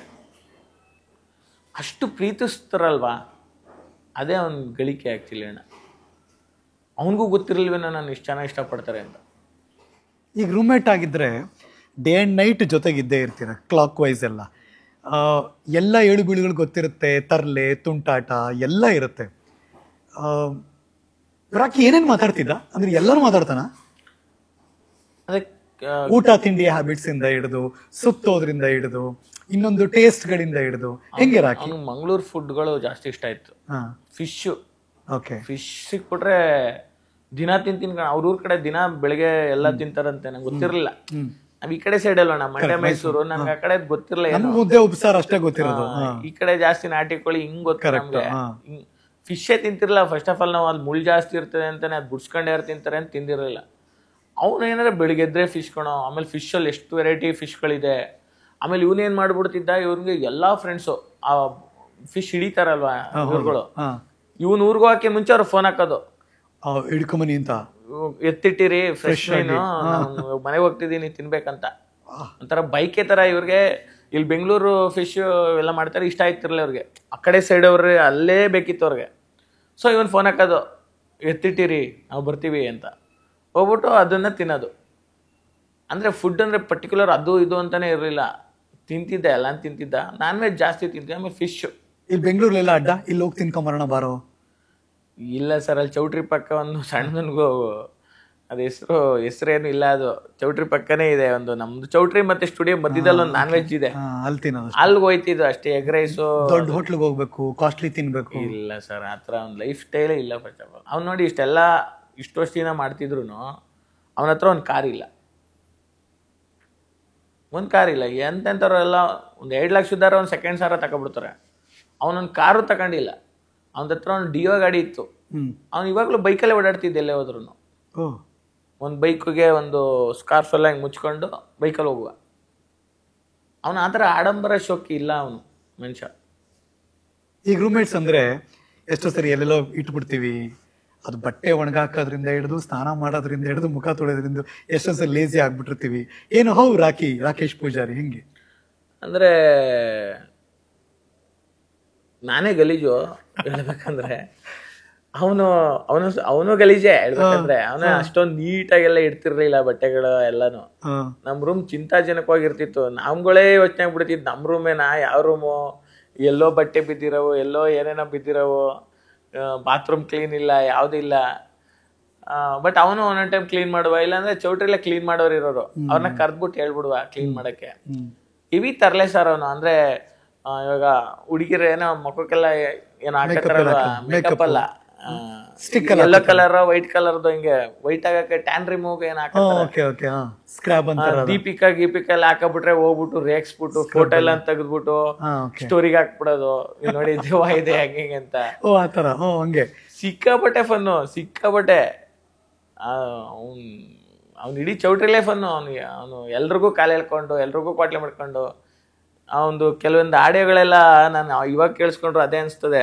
ಏನು ಅವನು ಸುಮ್ನೆ ಸುಮಾರು ಜನ ಅಂದ್ರೆ ಅವನದು ಪ್ರೀತಿ ನಮ್ದೆಲ್ಲ ಬೈಗುಳ ತರನೇ ಇತ್ತು. ಓಕೆ ಹೇಳದ್ನಲ್ಲ ಅವಾಗ್ಲೇ ನಿಮ್ಗೆ ರೇಗಿಸ್ತಿದ್ದಂಗೆ ಅಂತ. ನನ್ಗೇನೋ ಒಂದು ಎಂತದೋ ಒಂದು ಅವಾರ್ಡ್ ಕೊಟ್ಟಿದ್ರು ನಮ್ಮೂರ್ ಕಡೆ ಸೈಡಲ್ಲಿ. ಓಕೆ ಅದಕ್ಕೆ ಕಂಗ್ರಾಟ್ಸ್ ಕಣೋ ಬೇವರ್ಸಿ ಅನ್ಕೊಂಡ್ ಕಳ್ಸುವ. ನೀನ್ ಮನೆಗೆ ಹೋಗೋದು ಕಷ್ಟದಲ್ಲಿ ಕಣೋ, ಇನ್ನು ಫ್ಯಾಮಿಲಿಗೆಲ್ಲ ಎಲ್ಲೋ ಹೋಗ್ತೀಯ. ಏನು ಸುಮ್ನೆ ರೇಗ್ಸೋದು, ಫುಲ್ ಕಾಲ ಹೇಳೋದು. ಈಗ ಏನಾಗ್ಬಿಟ್ಟೈತೆ ಈ ಆಡಿಯೋಗಳು ಕೇಳಿದ್ರೆ ಹೆಂಗ ಅವನು ಇಲ್ಲ ಅಂತ ಅನ್ಕೊಳ್ಳೋದು. ಇನ್ಯಾವ್ದಿದೆ ಕೇಳಿಸಿ ನೋಡೋಣ, 2-3.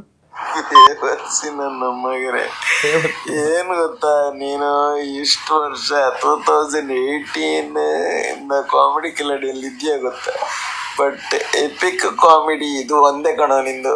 ಎಪಿಕ್ ಕಾಮಿಡಿ ಯಾರಿಗೆ ಯಾವ್ದು ಕಾಮಿಡಿ ಇಷ್ಟನೋ ಗೊತ್ತಿಲ್ಲ, ಬಟ್ ನನ್ಗೆ ನಿಂದು ಇದೇ ಫೇವ್ರೇಟ್ ಕಣೋ. ಅವನ ಅದನ್ನ ಸಖತ್ ಇಷ್ಟ ಬಿಡೋ, ಸುಮ್ಮನೆ ಅಪಾಜಿ ಅಂದ್ರೆ ಸಾಕು ನಗ್ಬಿಡುವ ಜೋರಾಗಿ. ಆಮೇಲೆ ಮಲೇಷ್ಯಾಗ ಬೇರೆ ಹೋದೋ ಜೊತೆಲಿ, ಕಾಮಿಡಿ ಕಿಲಾಡಿಲಿ ಮಲೇಷ್ಯಾಗ ಹೋಗಿದ್ದು. ಅಲ್ಲೂ ಹೆವಿ ಮಜಾ, ಅಲ್ಲೂ ಎಲ್ಲ ನಕ್ಕೊಂಡು ಬಸ್ಸಲ್ಲೆಲ್ಲ ಫುಲ್ ಕ್ವಾಟ್ಲೆ ಮಾಡ್ಕೊಂಡು. 1-2 ಇಲ್ಲ ಅಣ್ಣ ಮೆಮೊರೀಸು, ಹೇಳಕ್ ಹೋದ್ರೆ ಇದು ತುಂಬಾ ಮೆಮೊರೀಸ್ ಇದೆ. ದಿನನಿತ್ಯ ಜೊತೆಲೇ ಇರ್ತೀವಿ, ಮಲ್ಕಿದ್ವಿ ಜೊತೆಲೆ, ಎದ್ದಿದ್ದೀವಿ. ಎಷ್ಟೋ ರಾತ್ರಿ 3 ಗಂಟೆಲೆಲ್ಲ ಬಿರಿಯಾನಿ ತಿನ್ಕೊಂಡ್ ಮಲ್ಕೊಂಡು, ಬೆಳಿಗ್ಗೆ 7 ಗಂಟೆ 8 ಗಂಟೆ ಪ್ರಾಕ್ಟೀಸು, ಎದ್ದಿಲ್ಲ. ಸತೀಶ್ ಸರ್ ಅನ್ನೋದೊಂದು ಬುಲೆಟ್ ಗಾಡಿ ಬರ್ತಾಯಿತ್ತು, ಡೈರೆಕ್ಟ್ರು ಸ್ಟಿಕ್ಟ್ ಅವರು ಹೆವಿ, ಅಷ್ಟೊತ್ತಿಗೆ ಹೋಗ್ಲೇಬೇಕಿಲ್ಲ ಪನಿಷ್ಮೆಂಟು. ನಾನು ಎದ್ದ ತಕ್ಷಣ ಅವನು ಹೆಂಗೋ ಅಷ್ಟೊತ್ತು ಮಲಗಿದ್ರೆ ಎದ್ದೋಟೋಗ್ಬಿಟ್ಟಿರ್ತಿದ್ದ ಪ್ರಾಕ್ಟೀಸ್ಗೆ. ನಾನು ಎದ್ದಳದ್ ಲೇಟು, ನಾನು ಅಳ್ಳಾಡಿ ಎದ್ದಿ ಮಕ ತೊಳೆದು ಬಾತ್ರೂಮ್ ಮೊದಲೇ ಲೇಟು. ನಾನು 1000 ನಾಟಕಗಳು, ಅಣ್ಣ ಇದು ಹೊಟ್ಟೆನೋ ಆಯ್ತಣ್ಣ ಇದಾಯ್ತು. ಇವ್ ನನ್ ಮಗ ಅದನ್ನ ಆಡ್ಕೊಳ್ಳೋದು, ಲೇ ಎಷ್ಟೋ ಸುಳ್ಳು ಹೇಳ್ತಿ, ಇವನ್ ಗೊತ್ತಿರುತ್ತಲ್ಲ ಎಲ್ಲ, ಇವನ್ ಅದನ್ನ ಹಿಡ್ಕೊಂಡ್ ರೇಗ್ಸೋದು ಬೇರೆ ಬೇರೆ ಟೈಮಲ್ಲಿ. ಬೇರೆ ತರ ವ್ಯಕ್ತಿ ಅಣ್ಣ ಇವನು, ಅಂದ್ರೆ ದೇವ್ರಿಗೆ ಇಷ್ಟ ಆಗ್ಬಿಟ್ಟ ಅನ್ಸ್ತದ ಇವನ್ ಯಾಕೋ ಅಲ್ಲ. ರವಿ ಸರ್ ಒಂದ್ ಮಾತು ಹೇಳ್ತಾರಣ್ಣ, ಒಬ್ಬ ಮನುಷ್ಯ ಸತ್ತಾಗ ಸಾಯಲ್ಲ ಅವನು, ನಾವ್ ಯಾವಾಗ ಮರಿತೀವಿ ಅವಾಗ ಒಂದ್ ಸಾಯ್ತಾನೆ ಅಂತ. ರವಿಚಂದ್ರನ್ ಅವರು ರವಿ ಸರ್ ಯಾವಾಗ್ಲೂ ಅದೆಲ್ಲ ಒಂದು ಪ್ರೋಗ್ರಾಮ್ ಅಲ್ಲಿ ಹೇಳಿದ್ರು. ಅದು ಹಂಗೆ ಐತಿ. ಇವನ್ ನನ್ನ ಪ್ರಕಾರ ಸತ್ತೇ ಇಲ್ಲ ಅವನು, ಯಾಕಂದ್ರೆ ನಾವು ಮರೆಯೋದೇ ಇಲ್ಲ. ಎಲ್ಲರೂ ವಿಡಿಯೋದಲ್ಲಿ ಮತ್ತೆ ಕಾಣಿಸ್ತಿರ್ತಾನೆ. ದರ್ಶನ್ ಸರ್ ಹಂಗೋದ್ರೆ ಇನ್ನೊಂದ್ಸಲ ನಾನು ದರ್ಶನ್ ಸರ್ ಮೀಟ್ ಮಾಡಿದ್ದೆ ಕಾಟೇರ ಸೆಟ್ಟಲ್ಲಿ. ಅಲ್ಲಿ ಮಾತಾಡ್ತಿದ್ರು. ನಾನು ಎಕ್ಸ್ಪೆಕ್ಟ್ ಮಾಡ್ಕೋಗಿದ್ದು ಒಂದು ನನ್ಗೆ ಗೊತ್ತಿರಲ್ಲ, ಒಂದು ಹಾಯ್ ಮಾಡೋಣ, ಏನೋ ಮಾತಾಡ್ಸು, ಫೋಟೋ ತಗೊಂಡ್ಬಿಡೋಣ ಅಂತ.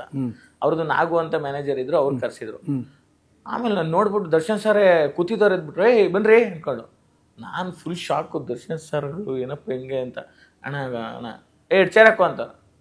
ಅಣ್ಣ ಪರವಾಗಿಲ್ಲ ಅಣ್ಣ, ಏಯ್ ಕುತ್ಕೊಳ್ರಿ ಅಂತ ಕಾಫಿ ಎಲ್ಲ ಕೊಡಿಸ್ಬಿಟ್ಟು ಅಲ್ಲೂ ನಮ್ಮ ಸ್ಕಿಟ್ ಬಗ್ಗೆನೇ ಮಾತಾಡಿದ್ರು. ನಿಮ್ಮ ನಾಗೇಶ ಅಂತ ಒಂದು ಸ್ಕಿಟ್ ಇದೆಯಲ್ಲ, ಸಖತ್ ಇಷ್ಟ ಕಣೋ ನಮಗೆ. ಅವ್ರ ಟೀಮಲ್ಲಿ ಯಾರೋ ನಾಗೇಶ ಅಂತ ಅವನಂತೆ, ಅವರು ರೇಗಿಸ್ತಾ ಇರ್ತಾರಂತವ್ರು, ನಾಗೇಶ ಅನ್ಕೊಂಡು. ಅದು ಒಂಥರ ಗೇ ಸ್ಕ್ರಿಪ್ಟ್, ಅದು ಹೆವಿ ಟ್ರೋಲ್ ಆಗ್ಬಿಟ್ಟಿತ್ತದು.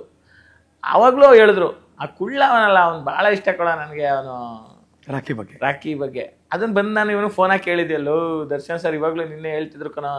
ಹೌದು ಮಗ, ಏನಾದ್ರು ಇನ್ನೇನಾದ್ರು ಹಂಗೆ. ಅವನೊಂದು ಕ್ಯೂರಿಯಾಸಿಟಿ ಅದ್ ನೋಡಿ. ಕಾಂತಾರ 2, ಕಾಂತಾರ 1, 2 ಇವಾಗ ಬರ್ತಿದೆಯಲ್ಲ, ಅದ್ರಲ್ಲಿ ನಾವ್ ಯಾವ ಇವೆಂಟ್ ಕರೆದ್ರು ಇತ್ತೀಚೆಗೆ ಬರ್ತಿರ್ಲಿಲ್ಲ. ಅಂದ್ರೆ ಅವರು ಡೇಟ್ಸ್ ಕೊಟ್ಬಿಡಾರಂತೆ, ತಿಂಗಳಾನ್ಗಟ್ಲೆ ಡೇಟ್ಸ್. ಅದು ದೊಡ್ಡ ಬಜೆಟ್ ಅಲ್ಲ, ಹಂಗೆ ಯಾವಾಗ ಫೋನ್ ಹಾಕಿದ್ರು, ಮಗ ಕಾಂತಾರ ಡೇಟ್ಸ್ ಇದೆ ಕಣೋ, ಆಗಲ್ಲ ಬರ್ಲಿಕ್ಕೆ. ಅವ್ನ್ ಹೆವಿ ಪ್ರೀತಿ ಇಟ್ಬಿಟ್ಟಿದ ಸರ್. ಅಂದ್ರೆ ಒಂದು ಅವ್ರ ತುಳುನಾಡಿನ ಸಿನಿಮಾ, ಅದ್ರಲ್ಲಿ ಇವನು ಒಬ್ಬ ಇದ್ದಾನೆ, ಅಷ್ಟು ದೊಡ್ಡ ಪ್ಯಾನ್ ಇಂಡಿಯಾ ಸಿನಿಮಾ.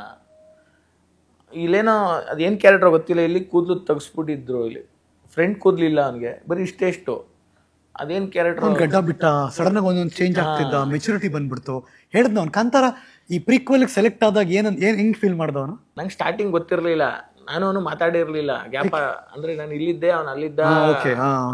ಸುಮಾರು ಟೈಮ್ ಮಾತಾಡಿರೋ, 1 ತಿಂಗಳು ಮಾತಾಡಿಲ್ಲ ನಂಗೆ. ಆಮೇಲೆ ಒಂದು ಟೈಮ್ ಏನಕ್ಕೋ ಫೋನ್ ಆಗ್ತಾ, ಈವೆಂಟ್ಗೆ ಅದಕ್ಕೋ, ಮಗ ಒಂದು ವಿಷಯ ಹೇಳಮ್ಮ ಮನೋನ್, ಏನು ಹಿಂಗೆ ಕಾಂತಾರ ಮಾಡ್ತಿದ್ದೀನಿ ಕಣೋ ಅಂದ. ಓದು ಸೂಪರ್ ಕಣೋ ಅಂತ ನಾವು ಮಾಮೂಲಿ ಮತ್ತೆ ಪಾರ್ಟಿ ಅನ್ಕೊಂಡು ಸುಮ್ಮನೆ ಮತ್ತೆ ರೇಗ್ಸೋದು. ಅದಕ್ಕಿಲ್ಲ ಕಣೋ, ಚೆನ್ನಾಗಿದೆ ಕ್ಯಾರೆಕ್ಟ್ರು, ಮಾಡ್ತಿದ್ದೀನಿ ಹಂಗೆ ಹಿಂಗೆ. ಅವನಿಗೆ ಖುಷಿ ಇತ್ತು ತುಂಬ.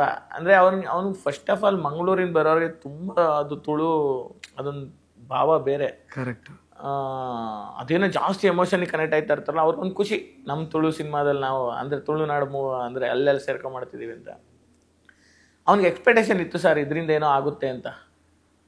ಮೊನ್ನೆ ರಾಯಲಲ್ಲೂ ಮಾಡಿದ್ದ, ಅದಕ್ಕೂ ಫೋನ್ ಹಾಕಿದ್ದೆ. ಹೌದು ಕರೆಕ್ಟ್. ಏಯ್ ಮಾಡಿದ್ಯಲ್ಲೋ, ಅವರು ರಾಯಲ್ ಟೀಮ್ ಅವರು ಒಂದು ಟೈಮ್ ಏನಕ್ಕೋ ಮೀಟ್ ಮಾಡಿದಾಗ ಹೇಳಿದ್ರು, ರಾಕೇಶ್ ಇದ್ದಾನೆ ಒಂದು ಅಂಗಡಿ ಸೀನಲ್ಲಿ ಬರ್ತಾರೆ ಅಂತ. ಒಳ್ಳೆ ಕಲಾವಿದ ಸರ್, ಒಳ್ಳೆ ಕಲಾವಿದ. ಈಗ ರೂಮ್ಮೇಟ್ ಎಲ್ಲ ಇದ್ದಾಗ ಸೆಟ್ ಅಲ್ಲೆಲ್ಲ ಕೆಲಸ ಮಾಡಿ ವಾಪಸ್ ಬಂದಾಗ ಒಂದಷ್ಟು ಆಸೆಗಳನ್ನ ವ್ಯಕ್ತಪಡಿಸ್ತಾರಲ್ಲ, ಮನು ಹಿಂಗಾಗ್ಬೇಕು, ಮನು ಹಿಂಗಾಗ್ಬೇಕು, ಇಂಥದ್ದಾಗ್ಬೇಕು ಅಂತ. ಈ ತರದ ಕಲ್ಪನೆ ಏನಿತ್ತು ರಾಕಿಗೆ? ಅವನು ಒಂಥರ ಗೋ ವಿತ್ ಫ್ಲೋ ಅಂತಾರಲ್ಲ ಹಂಗೆ ಸರ್. ಓ ಹಂಗೆ. ಅಂದ್ರೆ ಅವ್ನು ತುಂಬಾ ಯೋಚನೆ ಯಾವ್ದಕ್ಕೂ ಮಾಡ್ತಿರ್ಲಿಲ್ಲ. ಕನಸು ಕಾಣಲ್ವಾ ಅವನು ಹಿಂಗಾಗ್ಬೇಕು ನನ್ ಗುರಿ? ಕಾಣ್ತಿದ್ನೇನೋ, ಬಟ್ ಅದನ್ನ ಎಲ್ರ ಮುಂದೆ ನಾವ್ ಹಂಗ್ ಮಾಡ್ಬೇಕು ಆ ತರದ್ ಯಾವ್ದಿಲ್ಲ. ಇರೋದೊಂದ್ ಲೈಫು ಚೆನ್ನಾಗಿರ್ಬೇಕು ಅಂತಿದ್ದ ಅಷ್ಟೇ. ಅದಕ್ಕೆ ಅವ್ನ ಅಷ್ಟ್ ನಗ್ತಿದ್ದ ಅನ್ಸ್ತದೆ. ತುಂಬಾ ಕನ್ಸ್ಗಳಿದ್ರೆ ಮುಖ ಯಾವತ್ತು ಅದ್ರ ಬಗ್ಗೆನೇ ಯೋಚನೆ ಇರ್ತದೆ, ಏನೋ ಮಾಡ್ಬೇಕಂತ ಇತ್ತು ಅವನ್ಗೆ. ಏನೋ ಚೆನ್ನಾಗ್ ಮಾಡ್ಬೇಕನ್ನೋದು ಇತ್ತು, ಬಟ್ ಅದ್ರ ಬಗ್ಗೆ ತುಂಬ ಥಿಂಕ್ ಮಾಡ್ತಿರ್ಲಿಲ್ಲ, ಅದನ್ನ ಹೇಳ್ತಿರ್ಲಿಲ್ಲ. ಇದೇನೋ ಮಾಡ್ಬಿಡ್ಬೇಕು, ಇದ್ ಮಾಡ್ರೆ ಹಂಗಾಗ್ಬಿಡುತ್ತೆ. ತಂಗಿ ಮದ್ವೆದೊಂದಿತ್ತು, ತಂಗಿ ಮದ್ವೆದ್ ಸುಮಾರು ಸಲ ಹೇಳವನೆ. ಅವ್ರ ಅಪ್ಪ ಸತ್ ಮೇಲಂತೂ ಸುಮಾರು ಸಲ ಹೇಳವನೆ. ಅವಾಗ ಹೆಂಗಿದ್ದ ಅವ್ರ ತಂದೆಯವ್ರು ಕಳ್ಕೊಂಡ್ಮೇಲೆ? ಅದೇ ತುಂಬಾ ಬೇಜಾರಾಗಿದ್ದ. ಅವರಪ್ಪ ನಮ್ಮಪ್ಪ ಸ್ವಲ್ಪ ಶಾರ್ಟ್ ಟೈಮಲ್ಲೇ ತೀರೋಗಿದ್ದು. ನಾವಿಬ್ರು ಕ್ಲೋಸ್ ಫ್ರೆಂಡ್ಸ್ ಇರೋದ್ರಿಂದ ನಮ್ಮಮ್ಮ ಅವರಮ್ಮನೂ ಚೆನ್ನಾಗಿದ್ರು, ಅವರಪ್ಪ ನಮ್ಮಪ್ಪ ಎಲ್ಲ ಚೆನ್ನಾಗಿದೆ. ಅಂದ್ರೆ ತುಂಬಾ ಕ್ಲೋಸ್ ತರನೂ ಅಲ್ಲ, ಒಂದು ಮನೆಗ್ ಬನ್ನಿ ಹೋಗಿ ಆತರ ಹೇಳೋ ತರದಲ್ಲಿ ಇದ್ರು ಅವ್ರುಗಳು. ಸೊ ನಮ್ಮಪ್ಪನ ಎಕ್ಸ್ಪೈರ್ ಆದ್ರು, ನಮ್ಮ ಅಜ್ಜಿ ಒಂದ್ ವಾರಕ್ಕೆ ಎಕ್ಸ್ಪೈರ್ ಆದ್ರು. ಬ್ಯಾಕ್ ಟು ಬ್ಯಾಕ್ ನಮ್ಮ ಮನೇಲಿ 2 ಆಯ್ತು. ನಮ್ಮನೆ ಅವಾಗ ಒಂದ್ ಖಾಲಿ ಆಗಿತ್ತು ಒಂಥರ. ಇವ್ರ ಮನೇಲೂ ಹಂಗೆ ಆಯ್ತು. ಇವ್ರಪ್ಪ ಸತ್ರು, ಇವ್ರ ಚಿಕ್ಕಮ್ಮನೂ ಸತ್ರು ಬ್ಯಾಕ್ ಟು ಬ್ಯಾಕ್. ಇವ್ರ ಮನೇಲೂ ಒಂಥರ ಹೆಚ್ಚು ಕಮ್ಮಿ ಖಾಲಿ ಫೀಲ್ ಆಯ್ತು. ಅವಾಗ ಸುಮ್ಮನೆ ನಾವು ನೈಟೆಲ್ಲ ಕೂತ್ಕೊಂಡು ಏನೇನೋ ಮಾತಾಡ್ತಾ ಇದ್ದೋ, ಏನು ಲೈಫ್ ಹಿಂಗೆ ಆಗ್ಬಿಡ್ತಲ್ಲ, ನೋಡ್ದು ಹಿಂಗೆ ಆಗ್ಬಿಡ್ತಲ್ಲ, ಕೋವಿಡ್ ಬಂದು ಇಡೀ ಲೈಫೇ ಚೇಂಜ್ ಮಾಡ್ಬಿಡ್ತಲ್ಲ ಎಲ್ರದ್ದು. ಯಾಕಂದ್ರೆ ಇದ್ದವ್ರು ಇಲ್ಲ. ಇವಾಗ ನಮ್ಮ ಮನೆ ಗೃಹ ಪ್ರವೇಶ 15 ದಿನಕ್ಕೆ ನಮ್ಮಪ್ಪ ಸತ್ತೋದ್ರು. ನಮ್ಮಪ್ಪ ಒಂದಿನ ಮಲಗಿಲ್ಲ ಮನೇಲಿ.